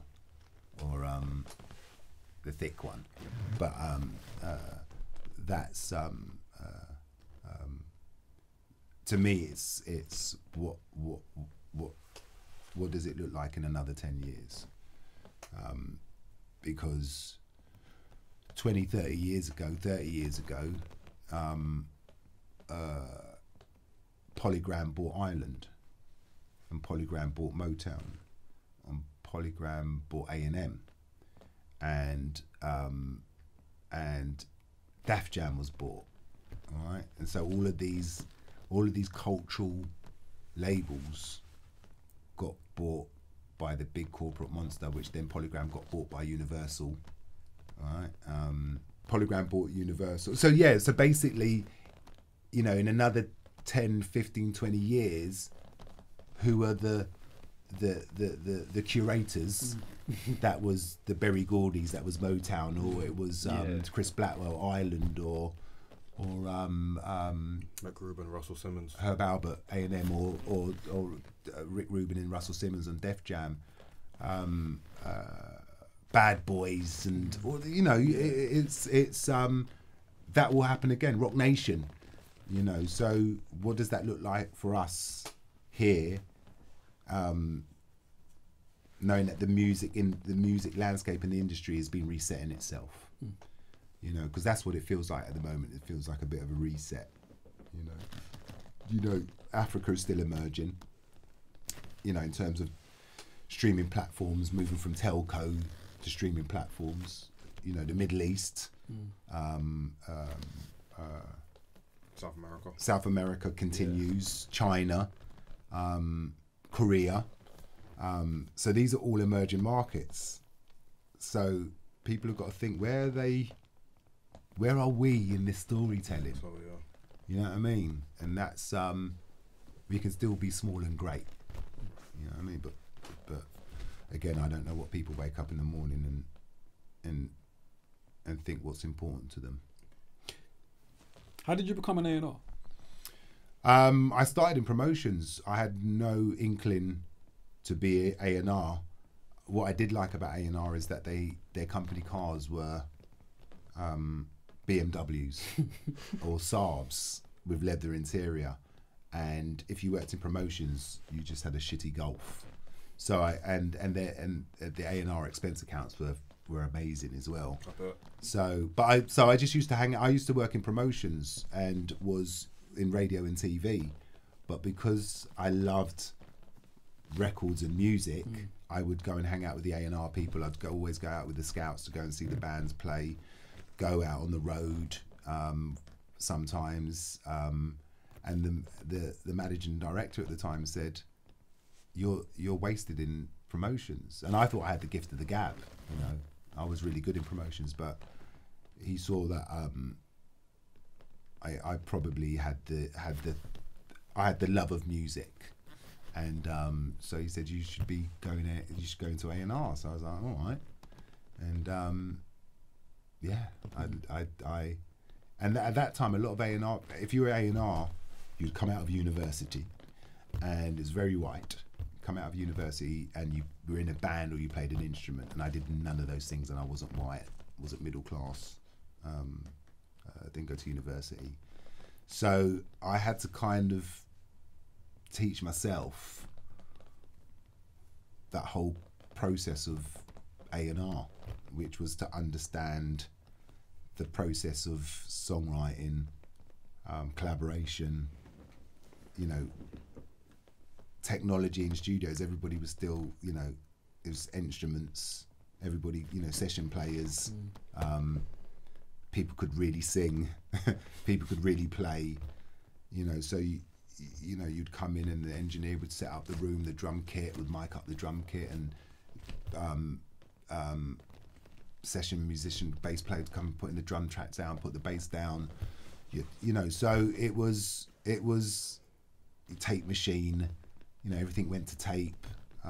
To edit, you had to cut the tape, cut, splice, and stick it together. So, you know, you came from a place, I came up in and lived in the studio and with musicians and singers, and you were in the studio till 2, 3, 4 in the morning, and you'd walk out in the main room and there'd be so-and-so out there, and you'd go, yeah, come in and have a listen, and next minute that person was playing on the track. And so there was, you know, that technology has made making records easier, and yeah, it's dumbed down the record making process, because I don't know what greatness looks like. You know, you used to go to the studio and you used to sit there and you just used to listen to these records that just used to come at you, and they were just layered, and the sounds, and as throwback as it was, everything was sounding futuristic. The mix was amazing. You'd mix the records, and then I would go and master them, and I'd spend all day mastering the records. And when I sit with mix engineers and people that master records, A&R people don't go and sit and mix the records or go and master their records. That was an art. Mixing was an art. Mastering was an art. The recording was an art. So yeah, who's mentoring those scenarios for people now? Where's the bar? Where's greatness? What's different? Yeah. But it seems like, yeah, you were very much empowered to just help in making records, like putting them together. I'm not sure if that would translate to today. You know what I mean? For various reasons, I imagine. Maybe it's an ego thing with some artists. Maybe the A&Rs themselves aren't as confident in their abilities. All qualified. All qualified. I used to butt heads with a lot of artists until you become experienced enough and old enough that someone's going to listen to you and respect you. Otherwise, at one point, you're just the artist mate. When you're young and you're growing, you're an artist mate. You know, and the experience of doing it a million times you don't have. You know, so those are the barriers. So in those times, who do you have telling you, you know, and getting your back and going, no, that's not what you should do. This is what you need to do. Ben would tell you, any A&R person that worked for me would tell you, we made records and we were on people's cases to try and make great records. So if you don't have people telling you that, or you don't have the studios to do that in, it becomes harder. But that's why, you know, people aren't making any records, because they get signed finised. Yeah, because they're already out, and then people pick them up, and there's no, so no true discovery anymore. There isn't. There's no true discovery anymore. And I'll give an example. You know Jim Legacy? So XL have signed him. They're going to drop his next tape. But before he dropped the project, very well celebrated. I think it was in 2023. He'd been doing his thing for a while. For ages. And it just seemed as if he was at a point where he probably didn't, well, not to say he didn't need the label, but it's almost as if like it was very opportune for the label as opposed to him as the artist. And I just feel like that's an ongoing trend. Majority today. of the groundwork's already done.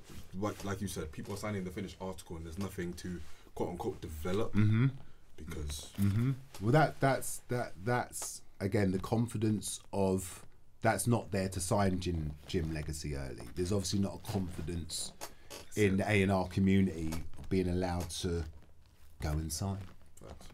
And because streaming can give you data, right, and the ability not to waste money. We used to be, before streaming data, you could waste a shitload of money because you didn't know who you were selling to or what, right? So streaming made it a lot easier for companies to kind of put definite bets on. Safe bets, yeah. Safe bets. But with safe bets becomes safeness. And then you bow to the algorithm, and before you know it, you're 3 or 4 years balls deep in a lot of TikTok and algorithmic records that you signed, rather than stuff that you signed because you wanted to, because the data told you to sign it, and the data doesn't tell you greatness.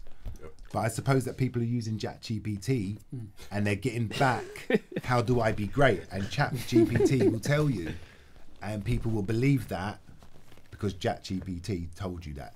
And it scared me that someone actually mentioned that they put something in ChatGPT to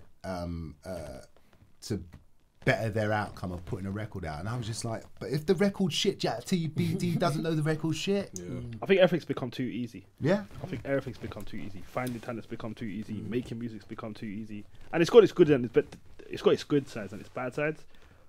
But it's essentially made everyone lazy. Yeah. Because the way you used to scout whether it's here or Southampton to find talent, you could generally just do it on your phone now, which is, I guess, like the artist that you just named. Well, that's why that's why everybody's rosters are interchangeable. Exactly that. Everybody's got the same stuff on different versions on their own labels. So it's just to say that they had them. Just to say they had. So there's no kind of like, no one's got in there going, I've got this thing, and it's just like sticking out like a sore thumb. It's like nothing before, but people be scared of that because the data ain't showing. Right? So, and people don't want their money back in 6 years. They want it back in 3. So there's the business that you've got to be accountable for, which that would never get lost on me. But there has to be someone trying to do the 1% for you. There's got to be someone that's like the mad professor in the corner trying to figure out something new, and trust that person. You know, there's people that are working on futuristic stuff that would never ever. You know, there's people like working in Microsoft that are working, what they call it, on the quantum mechanics, the quantum computer. And there's people that are researching this thing that probably won't even be alive to see it happen, but they're there just to kind of push boundaries and go, what ifs, right? And that's music. It's to push the boundaries of go, what ifs? Oh, sounds a bit mad. You know, when they came to me with Mumford and Sons, I was like, no. Banjos, I don't get it. All right. 4 million sales later. So, Amy, Jazz, this awkward girl with a really polarizing personality. There's no way ChatGPT could have told you whether she was going to... No way at all. You know, so ChatGPT could tell you whether a dance track or an piano track with this feature on it, what do you think? ChatGPT could probably tell you something, but not in terms of... It's impossible. You know what I mean? And that's... and not everybody... But that thing... It needs to happen just in the corner over there, that little spark for everybody over there to kind of go, oh, look at that spark over there in the corner. Then all of a sudden you see everybody go. All right? And then you run to the other side of the room where no one is again and you try and do it again. And that's just the handful of brave people that do that. That's not 90% of the business. The 1% is where that change comes from. How did you become a label exec? How did I become a label exec? I became a label exec, as far as the word executive. I became probably an executive when I started to sell records. And I repeated, because it's not to be lucky, it's to repeat, and it's to do it with other stuff and do it 5 years from now, 10 years from now. But that's what you do. You know, when Rashford's in the fight, or you don't have a striker. But when Rashford's in fresh form and he scores, he does that, but he's not gassed that he scores. That's what you're supposed to do. Do you know what I mean? Ronaldo's like, I score goals. Yeah. Messi, I score goals. That's not hard. That's I score goals. So they don't get gassed by that. So that's not what you're supposed to. For my first couple of hits, I was like, yeah, and then you kind of go, shit, this is what I'm supposed to do. So people get gassed when they have a hit, like, yo, Yo, it's like, no, dude, that's what you're supposed to do. Don't get gassed by it. So you finally understand that you're the striker. You're supposed to put balls in the net, and that's why you get paid nicely when you do that, and you get bonused and blah blah blah. Does it take the fun out of it? Sorry, does it take the fun out of it? No, it actually makes it not fun, because scoring goals is pressure, all right? And if you have to go in front of Old Trafford and you stop scoring goals, it gets hard. Yeah. And then you all of a sudden you're shit. That happens in music. You go hot, you think you reckon yourself, you go cold in a minute. And then the true test is whether you can dig yourself out and come back again and then go on a run. And I used to think it was luck, but it's not luck.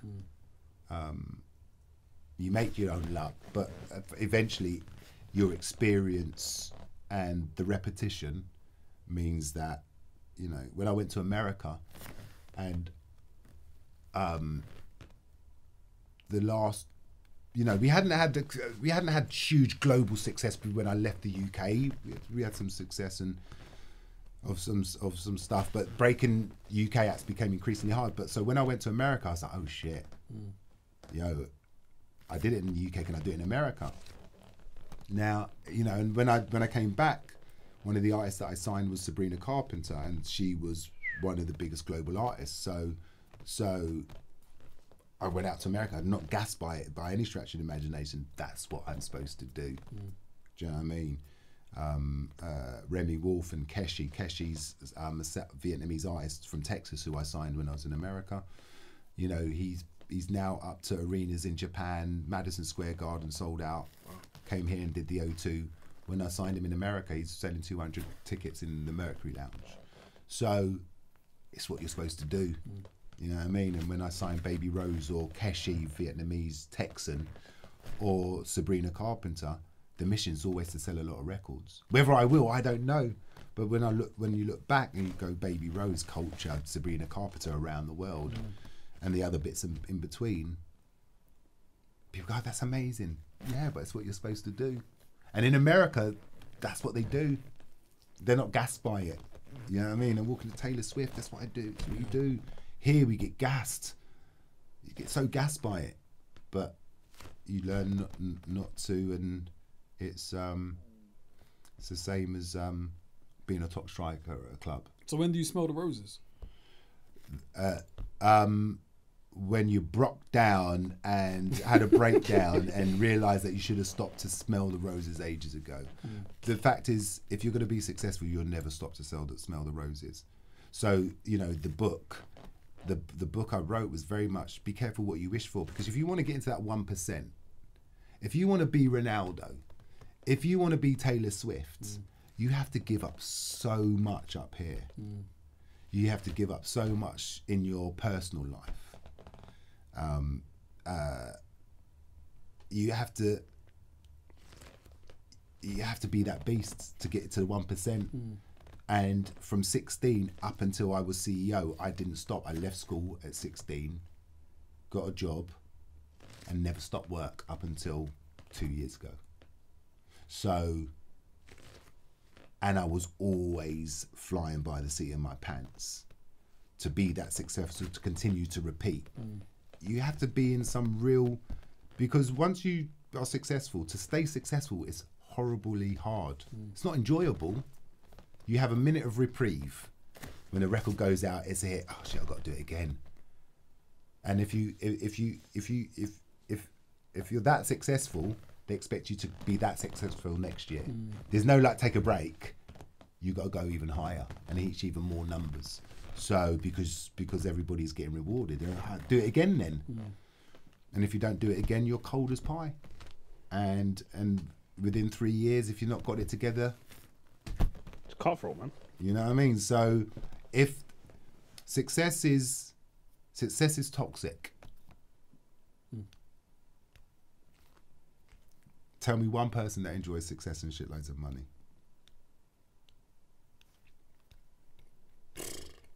I don't know if I can. It's so, you know, it's be careful what you wish for. Everybody wants to be a leader.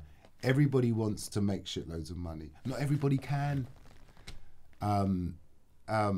So find your levels and be happy with that, right? And I know we live in a time where cost of living, it's fucking can't get on the housing ladder, and that's why for me it's even more important to figure out what a career is.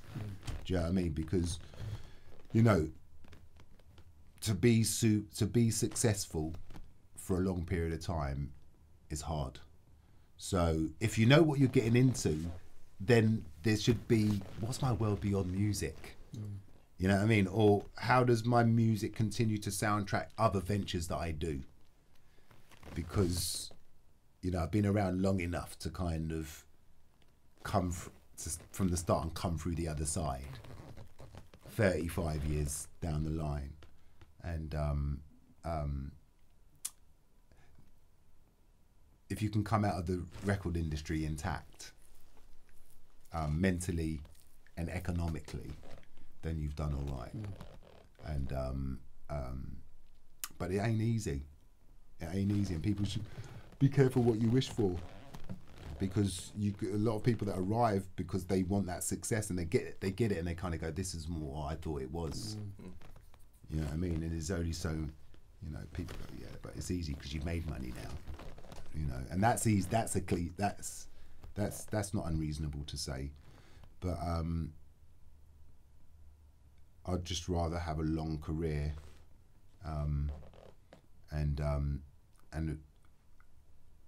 but then again I wouldn't have given it up. But yeah, I didn't stop to smell, or give it any mind whatsoever, because if you did, that was the weakness. That was the weakness. So. Yeah, it's I didn't come here to paint any bleak pictures. No, it's just real. No, it's sounds honest. real though. It's honest. There's a reality of, you know, of what it takes to get there, what it gets to stay on the pitch, you know, and if you score, you'll stay on the pitch longer. You know what I mean? I mean, you mentioned in the book, among many people, the influence of Chris Blackwell, who founded Island. How do you evaluate your relationship with him now, and the kind of lesson that you took from him as far as like navigating, being a CEO, being an A&R, like just moving up the ranks of the label machine? I think Chris taught me, and I don't think I would have flourished at any other label other than Island. And that's because of the history of Ireland, you know, of the artists that they signed, and Jamaica and Bob, and but what I took from Chris was, you back the artist and their art. And I signed George the Poet because Ireland had Linton Kwesi Johnson, who was the dub poet, right? And signed Mumford because Ireland had signed Free and Traffic, who were, you know, folk rock bands, and we had artists like Grace Jones, legend, or the deals that Chris had done with Priority Records that gave us NWA and the Eazy-E records. So Chris was always, working at Ireland just taught me that you can back incredible stuff. And so I wouldn't, you know, and going back to your earlier question, as long as that's what you tried to do, if it didn't work, it didn't matter to me, because again, most of what we do doesn't work. You can only but try and back people and be excited about stuff. And sometimes when it works, it's spectacular, you know. And that's what I always operated on. When it does go, it should be spectacular and not ordinary. So we would have global hits with really different kind of artists making different kinds of records, pushing a different agenda to what people that worked at RCA would wake up in the morning, or Columbia. Us at Island Records would wake up differently, trying to do stuff the Island way. So for that, I was lucky. I think you're very lucky if you get to work at Island Records, and I was very lucky to run it both here in the US. So yeah, it's and so I talk from a kind of a life experience of down the years of technology changing and the delivery system changing, but that shouldn't be to the detriment of the art. So, and I think we've let that slip a bit. So yeah, like I keep repeating in this, everything is cyclical, and I think we will get back to communing and making great records, jumping up together, and people in different countries going, "Hey man, you guys in the UK, what you're doing is really exciting." It's supposed to be an American accent. Do you think major labels get bad reps versus independent? Yeah, because the major labels was just seen as the money grabbers. But I always used to sit there and go, hold on a sec, but we don't come to work. You used to get tarnished by the major label. No one really comes to work to not be great or not to do good things. I think you're bound by the culture of the label that you work for. You're bound by the corporate label that you work for. But as individuals, and individuals, you're bound by the contract and the deal that the artist has with the record label. But you come to work for the artists, but you don't. You might hear Drake complaining about his label, but you hear Chris Martin or Adele, or you don't hear successful artists complaining about. So you might Drake in one instance, but mainly a lot of successful artists aren't talking shit about their label because they're being successful, and they might, Ed Sheeran gets on well with his label, so I think the ones that don't like record labels are the ones that aren't maybe having success, or that have real issue with major labels and the DSPs, because the DSPs aren't paying artists through enough. And then I kind of come back to, well, not everyone should be making music to be paid for. Maybe you need a 9-to-5 job, and artist is your hobby. Up until the music can pay for you as to be your career. Up until people got a record deal, it was their hobby and that's what they enjoyed doing, and then they got a record deal, it became their job. I just think that because there are no gatekeepers, everybody makes music. Everybody's a producer. But maybe not everybody should. That's my line. As blunt as it is, because the pie is only so big, and the pie will only get so big. So people's bite at the pie will only be so big, because the pie's not going to get any bigger, because there's only so many people that subscribe to these platforms, and they're all about subscribership, right? So yeah, it's we're in the big reset, I think, which is it's the tide washing in. It's gonna be interesting to see. And as it washes out, what's left? I think I know what you're going to say to this shit, but what do you say to the artists that come out and say that, their record label gave them bad deals, or they're maybe not making X amount based on the deal they've signed? What are your thoughts around that? I think that's not unreasonable. I think there were always bad deals, and there were always, like I say, majority of the time stuff doesn't work because of the deal. Maybe the deal got jacked up too much. Because the deal, people want as much as they can get in a deal, and the economics of a deal can put pressure on the development of an artist. And if you can carry on resourcing an artist, that the economics aren't a problem, even how long it takes, then that's cool. But if you've gone and done a deal where you've gone and taken big advances, the ability to develop lessons. because you've created an economic hole that you've got to fill, or a disparity that you've got to close, and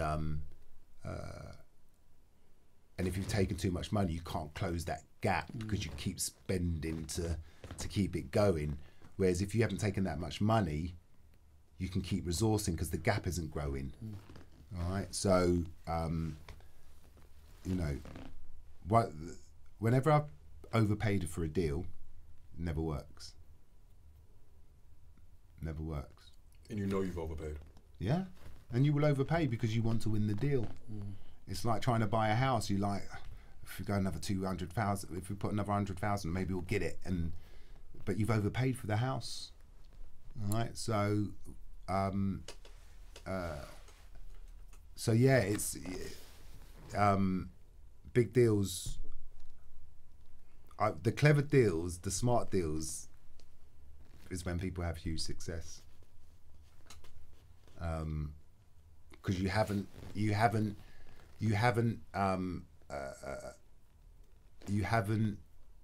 restricted people's ability to resource it.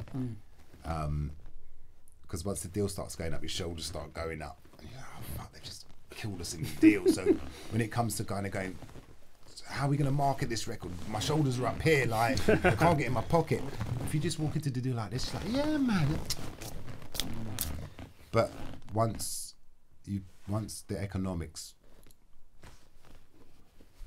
once it's underwater before you've even put a record out, it becomes hard. It becomes hard unless you're picking up a TikTok record that's already going. Yeah. Fair enough, man. Do you sometimes think about your time in America and how differently it could have gone if it wasn't for COVID? You know, and I think your daughter was in university here as well. Yeah. So there was a separation there. Do you sometimes think about how it would have gone without all that? Yeah, but only because, again, COVID for everyone was just something that no one saw coming. And because that was a moment where everybody had time to think and be in one place, I was able to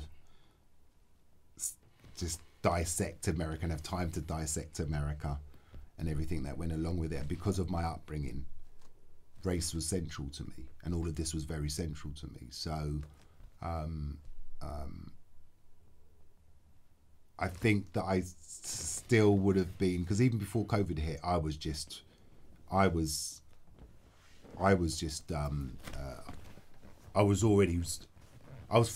10 times busy than I was here in the UK, because I was just traveling around America. So I already was I wasn't living in America, I was working. COVID just slammed it shut, slammed the whole world and slowed down. And that gave me time to kind of be in my feelings and think and get into dark thoughts and blah, blah, blah. So if COVID hadn't happened, I would have just been, and I think I probably would have broken further down. I would have broken down the line, because what I was doing was just unsustainable. It was unsustainable. I was just going at 100 miles an hour every day. So it was not sustainable. So if it wasn't then, I think COVID happened at the right time for me. Yep. But again, like I said, I got to do everything that I never thought I was ever going to do when I was a junior back in 1988, 89. So if you was to tell me that I was going to be running and being CEO of the American label and ended up leaving America and signing one of the biggest artists globally and done that a couple of times, I would have gone, you're crazy. And even though it finished the way it did, I absolutely love Universal. I love what Universal did for my career. I love the fact that they backed me. I love the fact that I became a president here, that they backed me to be a president in America. It's like, that's like, you know, I have nothing bad to say about the process that I've been through. And would I do it all again and say, I don't know, but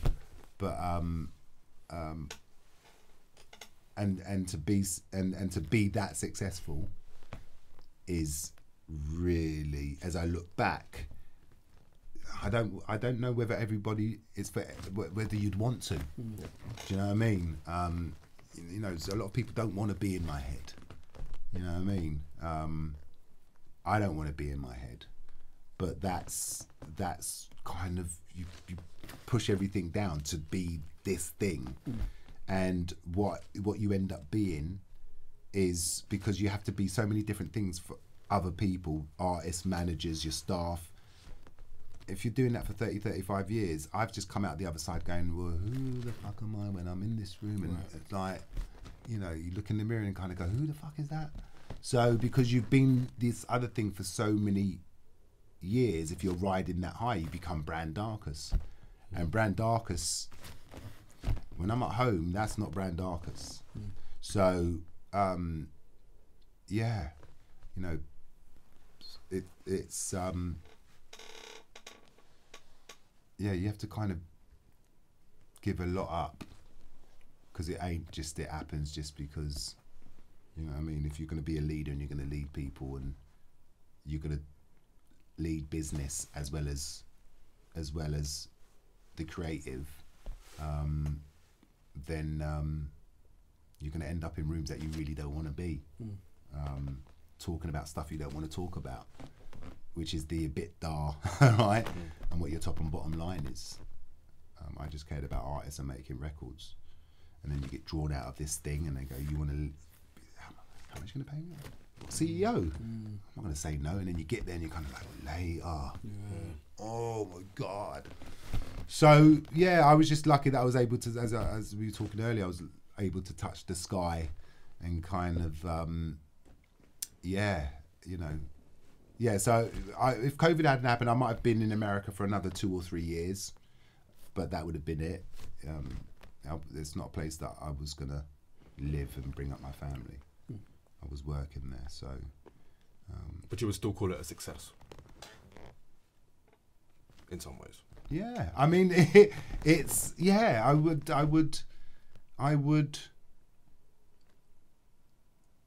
If it hadn't finished on my own terms... that would have been an issue. If they would have, I've always wanted to try and stay in control of my destiny. I've never been fired, but I almost wanted to be fired at some point, just to have that scar. That, you know what I mean? That my man's been fired before, man. But you've left Ireland a couple of times, right? Yeah. But you know, that was, you know, and the other thing was I wasn't diagnosed. I wasn't diagnosed at the time, and since I've been diagnosed with ADHD, I realised that authority over me never sat well with me. And when you get, and that was my issue with everybody, was authority, and I had that issue. So I think by the time I was CEO, there was certain things that I would see that just wasn't sitting well with me. I was black in America, and it just was not sitting well with me. So I had a sense of injustice. So, and when I've got a sense of injustice, I can't sit on it. I can't sit on it. So, you know, when I sat down and said, I need to go home, I don't want to bring my family up here. They're like, what?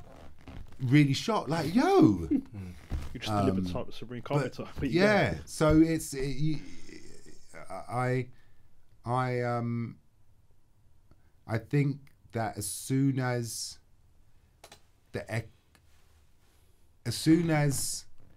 you get to a point where, I think as a grown up, you know, someone talks to you and you kind of go, I'm 55 now.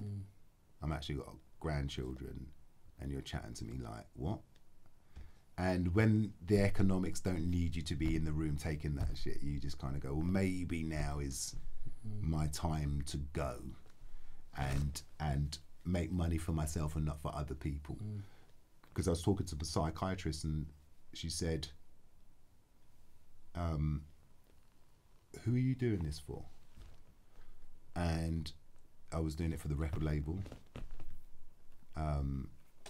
She said, are you doing it for yourself? I was like, no. You doing it for your family? I was like, no.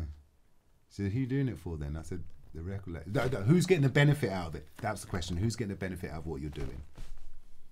He said, you get the benefit out of it. And I was like, well, look at me. I'm sitting here with you, chat. I'm obviously not getting the benefit out of it. The family getting the benefit. That's the economics, yeah. But who's getting the benefits? The record label. You know what I mean? It's like, you know, I'll spit blood for my record label. Do you know what I mean? I'll spit blood for my artist. So if that's the case, it's not good for me. You know, and it's not sustainable. So it's at some point I had to make a decision based on what hill do I stand on. You know what I mean? If I was not my father and my mother's child, I would have stayed. I would have stayed because it would have been not about that. It would have been about money and power. You know what I mean? And people are scared to lose money and power, or power. And I wasn't scared because I knew I had to. I knew that at some point we're only keeping the seat warm for someone, and they'll either take your neck off to get you off that seat, or you'll go, no one's taking my neck off, I'm gone. Yeah. All right, because people will lick off your neck for that seat, and it'll be your best mate, or you'll be the person next to you that's like, well, you got my job. Yeah, but I couldn't tell you, man. It's like, raw. That's what happens, and that's the music industry. So I was never gonna let that happen to me. And yeah, you just got to know when the time is right. You know what I mean? And I didn't want to be bound by just, I was an A&R man that signed Amy Winehouse. Because where people ask me, Amy Winehouse, this, flipping hell, I must have done other stuff.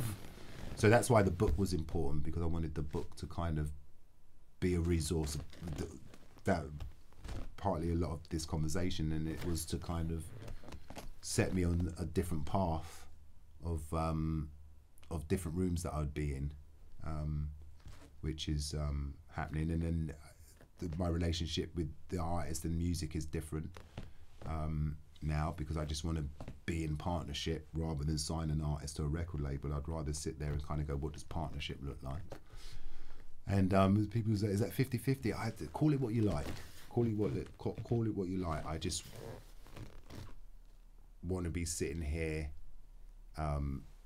involved in the music and not just the records. And music soundtracks everything.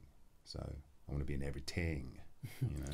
Do you ever sit back and think to yourself, wow, like my parents were extremely important figures within the black community, and they've carved out their legacy, and kind of sitting back and reflecting on anything, you kind of been able to say, you know what, I've carved out a legacy for myself as well? Yeah, because I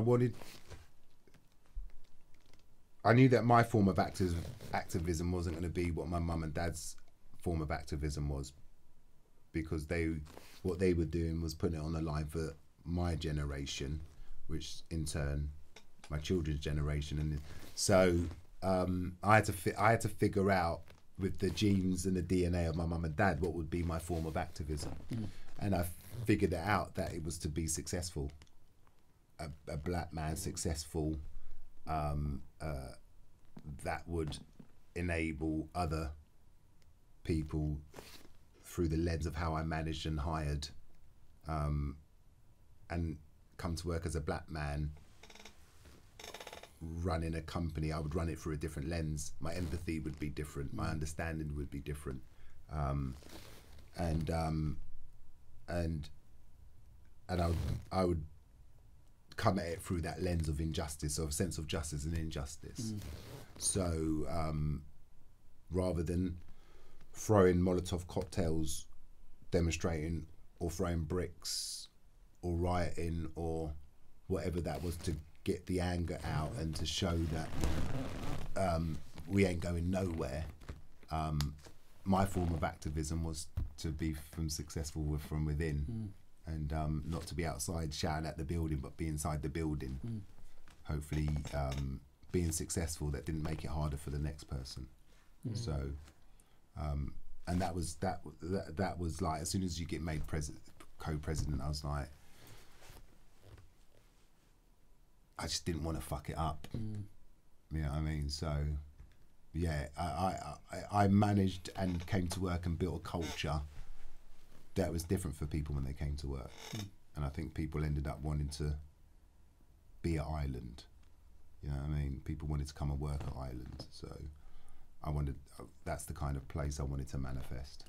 And I think the book does an amazing job of kind of building that aspiration as well. Like you're showing a story of yourself carving out success, but also working hard to do it. So it's kind of teaching people who read it or generations to come, like this doesn't come easy, especially as a black person in the UK who went over to the US, came back.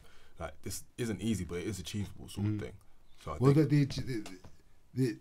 the achievement is not to come from a place where, you know, I talk to certain people in the music industry, and you'd say to people that are good or white person, what do you want to do? And they'd be like, I want to run the label.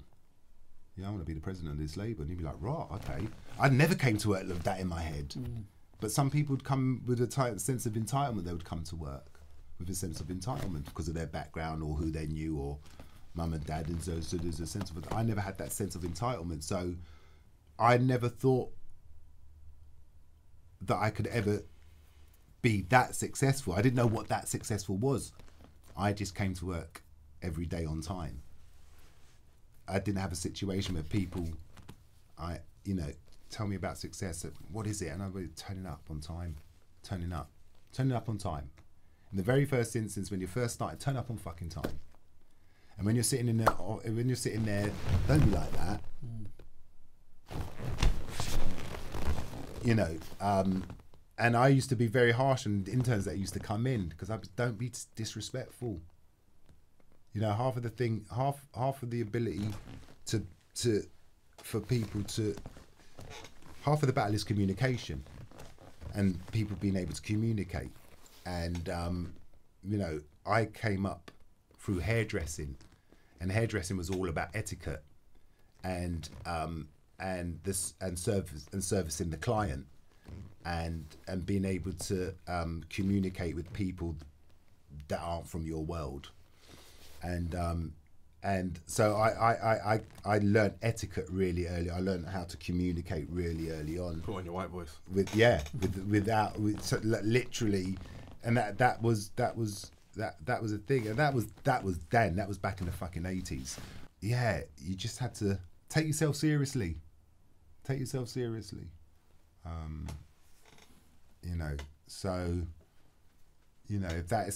If that's coming to work not in Trapstar or not in like come to work.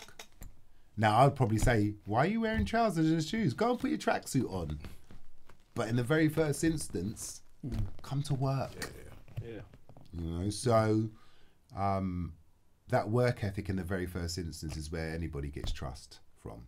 When people turn up on time, continuously standing outside the shop when you're an hour before you get there, and they go, you know what? Here's the keys. You open up the shop. You know what I mean? When I got the keys to open up the salon, I was like, they trust me. They trust me. And then when they let me sit on the till and did the transact, they trust me. So, and this is a white establishment. So double hard. And I had dreads at the time. So, yeah, I think, it's start with the basics. People, turn up on time and people get to like you and they want you around and then they want to impart knowledge with you. And when they say, he's on his last week, yeah, give him another 2 weeks, or do you know what? Give him a job. So,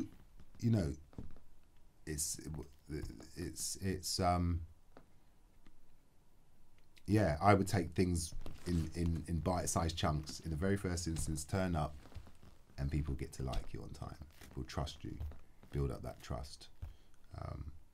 People give you more.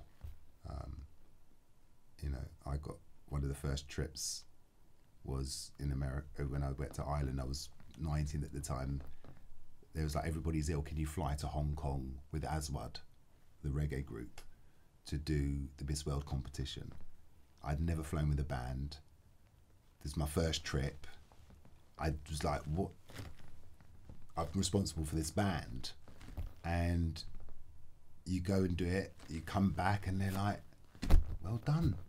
Here's this. And so, yeah, it's some of the basics, and then you just got to deliver. Yeah. Transporting to the present day now, Darco Recordings is like your main hustle now. What would you say are some of the key differences between this label and Island, and who are some of the artists that you work with? I would say I would like to think there's no difference because I was Island through and through. It's not Darco Recordings, it's Darco Artist Partnerships, which is DAP for short. Last time we spoke, it was Darco Artist Recordings as I was coming out of the Warner's deal. But as I've started doing new deals with artists, we've kind of done partnership deals where we're 50-50. It's just not we're in the artist business, not the record business. But the artist business takes in the records. We've partnered up with Jessie J, and that's exciting. Wookie, and a young singer-songwriter Ali Sherlock from Cork in Ireland, and and there's a couple of other names that that we're talking to that I'll just blow myself up if I said it now. But I think that there's the distribution model and the record company model, and I'm trying to drive a truck straight through that. Maybe not a truck. A fucking truck. Again, people are either going to be excited by the artists and the records or not. And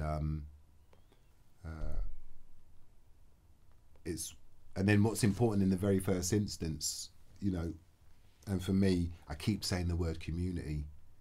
I keep saying the artists and their community, that relationship with the artist and the fan with nothing in between.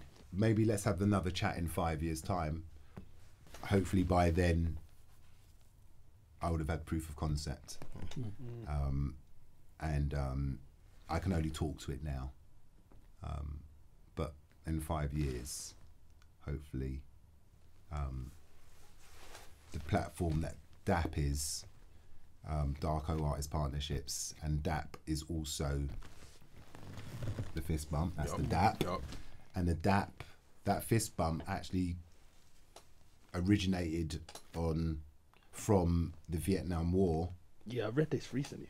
When black servicemen, before they would go into battle, they would give each other the DAP, because the Black Power salute, this was back in the 60s, right? The Black Power salute was a court-martialable offence. So the black salute turned into the DAP, right? And the DAP was like, I got your back. Like when we go out on the battlefield, I got your back, brother.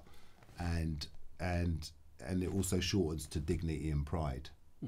So as we get into partnership with these artists, how do they keep their dignity and their pride? By owning the masters, owning their masters, and having agency in their own career. So basically partnering up and helping resource the artists to get themselves to market and find the true value of their music beyond music, in terms of their brand. It's easy to say, harder to do. But that's what keeps me excited. When the stock market crashes, there's people rubbing their hands, and they're the people that know that the stock market goes back up. Right?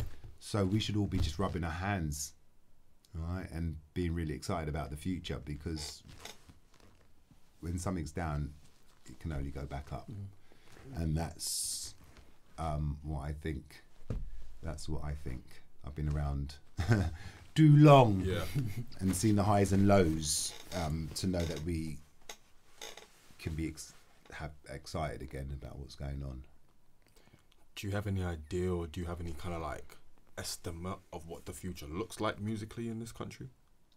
No, but usually it looks like people turning up in a field dancing. It's I remember in COVID there was a lot of people that were finding different ways of communing, bands, and they were finding different spaces, and by hook or by crook, people were doing it. So I think you just a couple of more cycles, another 3-year orbit around the sun, whatever the orbit is, right? It's not 3 years, but that kind of cyclical musical orbit of 3 to 4 years, I think you'll start seeing the green shoots of coming up on that field that we talked about that had been waterlogged and tore up. I think you've got to give those fields time to reseed and for the roots to retake and for the field to get lush green again. Lucian mentioned the universal strategy was cut to grow. Sometimes you've got to constrict. Is that constrict? Yeah. Before you can grow again. Sometimes you've got to get small to go again. And I think that's obviously what's happened in businesses around the world. You know what I mean?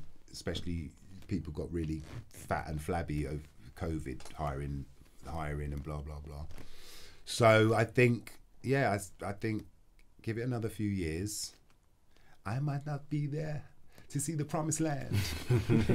I might not get there with you. But I think that will happen because generations make it so. Yeah. You know what I mean? So yeah, I've got no qualms about the future. It's not about if, it's just about when. Yeah. And what do you think are like some of the key things you've learned about yourself as a person throughout your career? What have I learned myself as a person?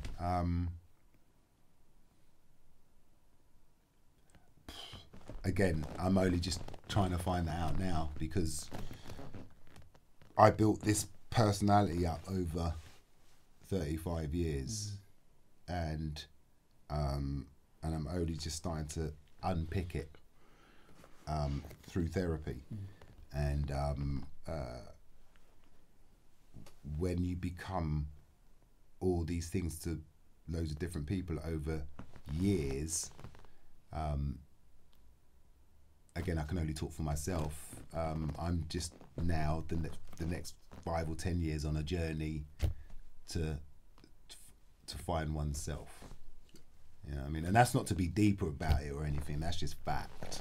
You know. So when you spend so long being this one thing, you come out of it going, oh God, I'm not this person. I'm not. So then you've got to figure your way back. And it's a journey. It's all good though. Would you say you're at peace with where you are at right now mentally? No, man. No, I'm at war. But in a good way. In a good way, because, you know, my daughter was like, I remember my daughter saying to me, but why isn't life happy? And I'm like, as soon as you leave 12, 13, life is not happy after that. You know what I mean? Life is life. Life is hard. You just got to find the balance. And hopefully as I get into my, you know, in the next 5 or 10 years, I'll get that. But no, I'm money, success does not change the answer to that question. Yeah, I think you just got to give yourself time. And I literally, like I said, from 16 until 54, I was just going, and that's not sustainable. So yeah, but I'm okay with it because, again, I don't know what happy bliss is. Do you know what happiness and bliss is? No. You know what happiness and bliss is? No, Still trying to figure it out. It's just, life is trials and tribulations. When you lay down for the final time, that's when peace is there. Yep. Yeah. I think I experienced it in kind of Yeah. waves. But a constant? Nah, Yeah. I don't think so. I mean, like you child born, wedding. You know, what I mean? There's milestones, but in the main, it's a chore. Yeah. It's a bloody chore. gotta It's get bloody through it. hard. you know, and it's been made harder by this all or nothing attitude, or you know, there's no middle anymore. So if you can't have it all, then it's nothing. Now, there's this bit in the middle that you kind of seek some satisfaction for, rather than kind of trying to get it all and not getting it and then feeling not satisfied about life. Sure. You know what I mean? And that's what social media is doing for people. I could be a YouTuber. I could be an influencer. Go and do carpentry. Learn how to be an electrician, please. Bro, in another life, I'm a plumber. In another life, I'm an electrician. You know, like that. Seriously. Yeah, man. So, you know, who was saying that? Someone saying that their dad drove the buses and mum did this, but they were able to buy a house, right, and be able to put a deposit and be able to. It's so hard now. So I get that middle class thing is not there anymore. I think people want immediate success. Yeah. I think people want immediate success now. Yeah. I talk to my kids and they kind of go, "Why doesn't this happen tomorrow?"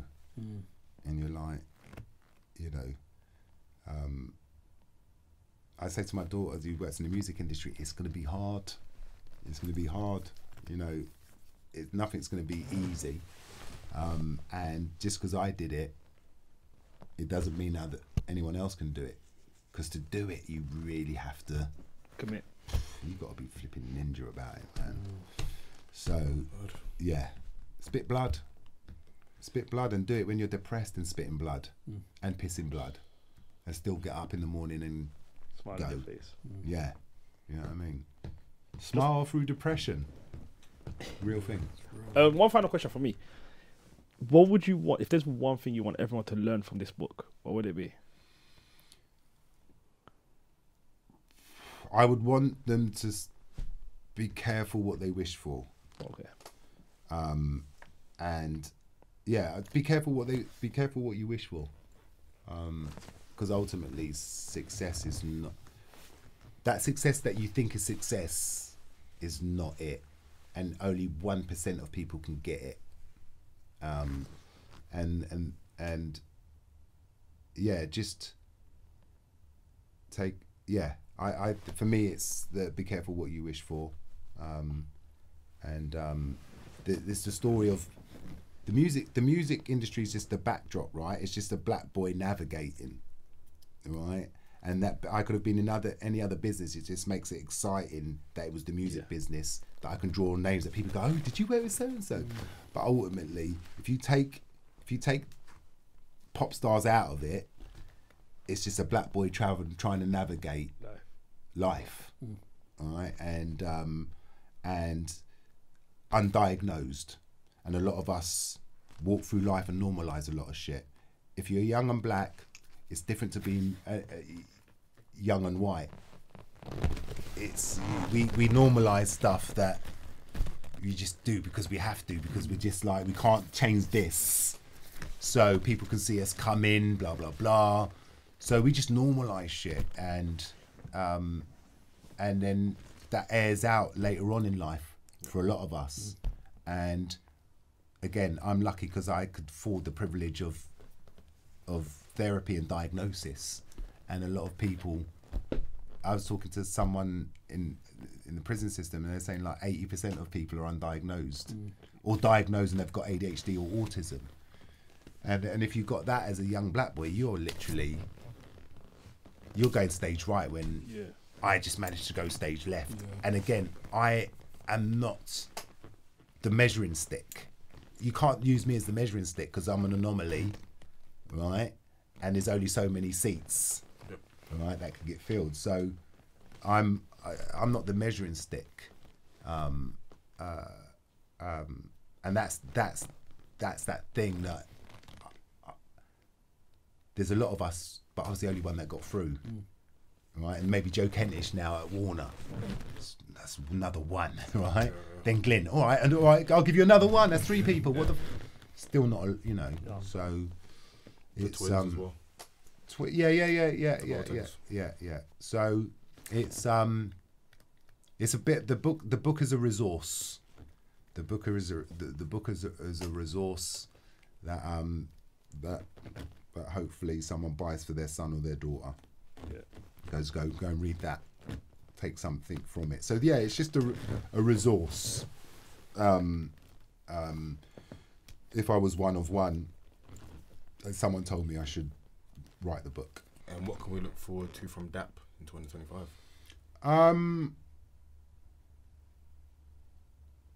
Judged by the records. I like that. Judged by the records. You know. Yeah. Judged by the records. I like that also. Yeah? First. You must have enough content by now. Yeah. You must have enough More than content enough. by now. More than enough. More than enough. I mean, boys, any other questions? Nah, man. Nah, honestly, nah. Well, It's been a pleasure, man. I've Yeah, enjoyed it. Honestly, Yeah, it's man. been a honestly. man. listen, been a your pleasure. life is so rich and textured and colourful. We could have been here for 5 hours and not even scratched the surface. Historical, man. But yeah, man, thank you for coming down. Thank you for the rich conversation. And yeah, man, we'll definitely have you back in the future, man. How can people reach you? Slip into my DMs at DAP on Instagram. At Darco Artist Partnerships on Instagram. At Darco Artist Partnerships. Yeah. Nice. Cool. And it's 077. Fair dues. All right, well, that will do it, boys. Any shout outs? Peter, any shout outs? Nah, man. Do you know what I mean? No shout outs, man. No shout outs? Nah, You don't want to shout out a certain woman Nah, in I'm New York good. right now? I'm good. Who that? I'm good. Ah, Cleo Will. Soul, but I'm not doing it, man. Aye, Cleo Soul. And that's another story. Ben Scar signed Cleo Soul. Yeah, but but Ben Scar signed her. But it's one of those things of you sign talent and it's too early. Yeah, she's been around for time. Yeah. Yeah. So this was about, God, I'm talking about 8 or 9 years ago. Ben signed her. Yeah, we had a sign. We put out a couple of tunes, but wasn't to be. And then you hear the Salt Project, and you're like, man, no. Yeah, man. You seen everything that's going on with Sims? Wait, hold on. and Yeah. Pete, let's do the rapper. Yeah. Let's do the rapper. You gonna ask me or do you want me to just go? No, bonus out. I'm not trying to bring down the mood, but I just want to say rest in peace to one guy that passed away recently. Mad. Just praise up for him, praise up for his family. It was a close family friend, not a close family friend, but a family friend of a family friend. Oh, bless. So I just want to say praise up man. to him. Bless. in peace. That's what I really wanted to Love say. and condolences to his family. Always. Big up everybody that listened and watched. Yeah, you know where to find us. So until next time, stay safe, stay blessed. Stay black. Peace. Peace.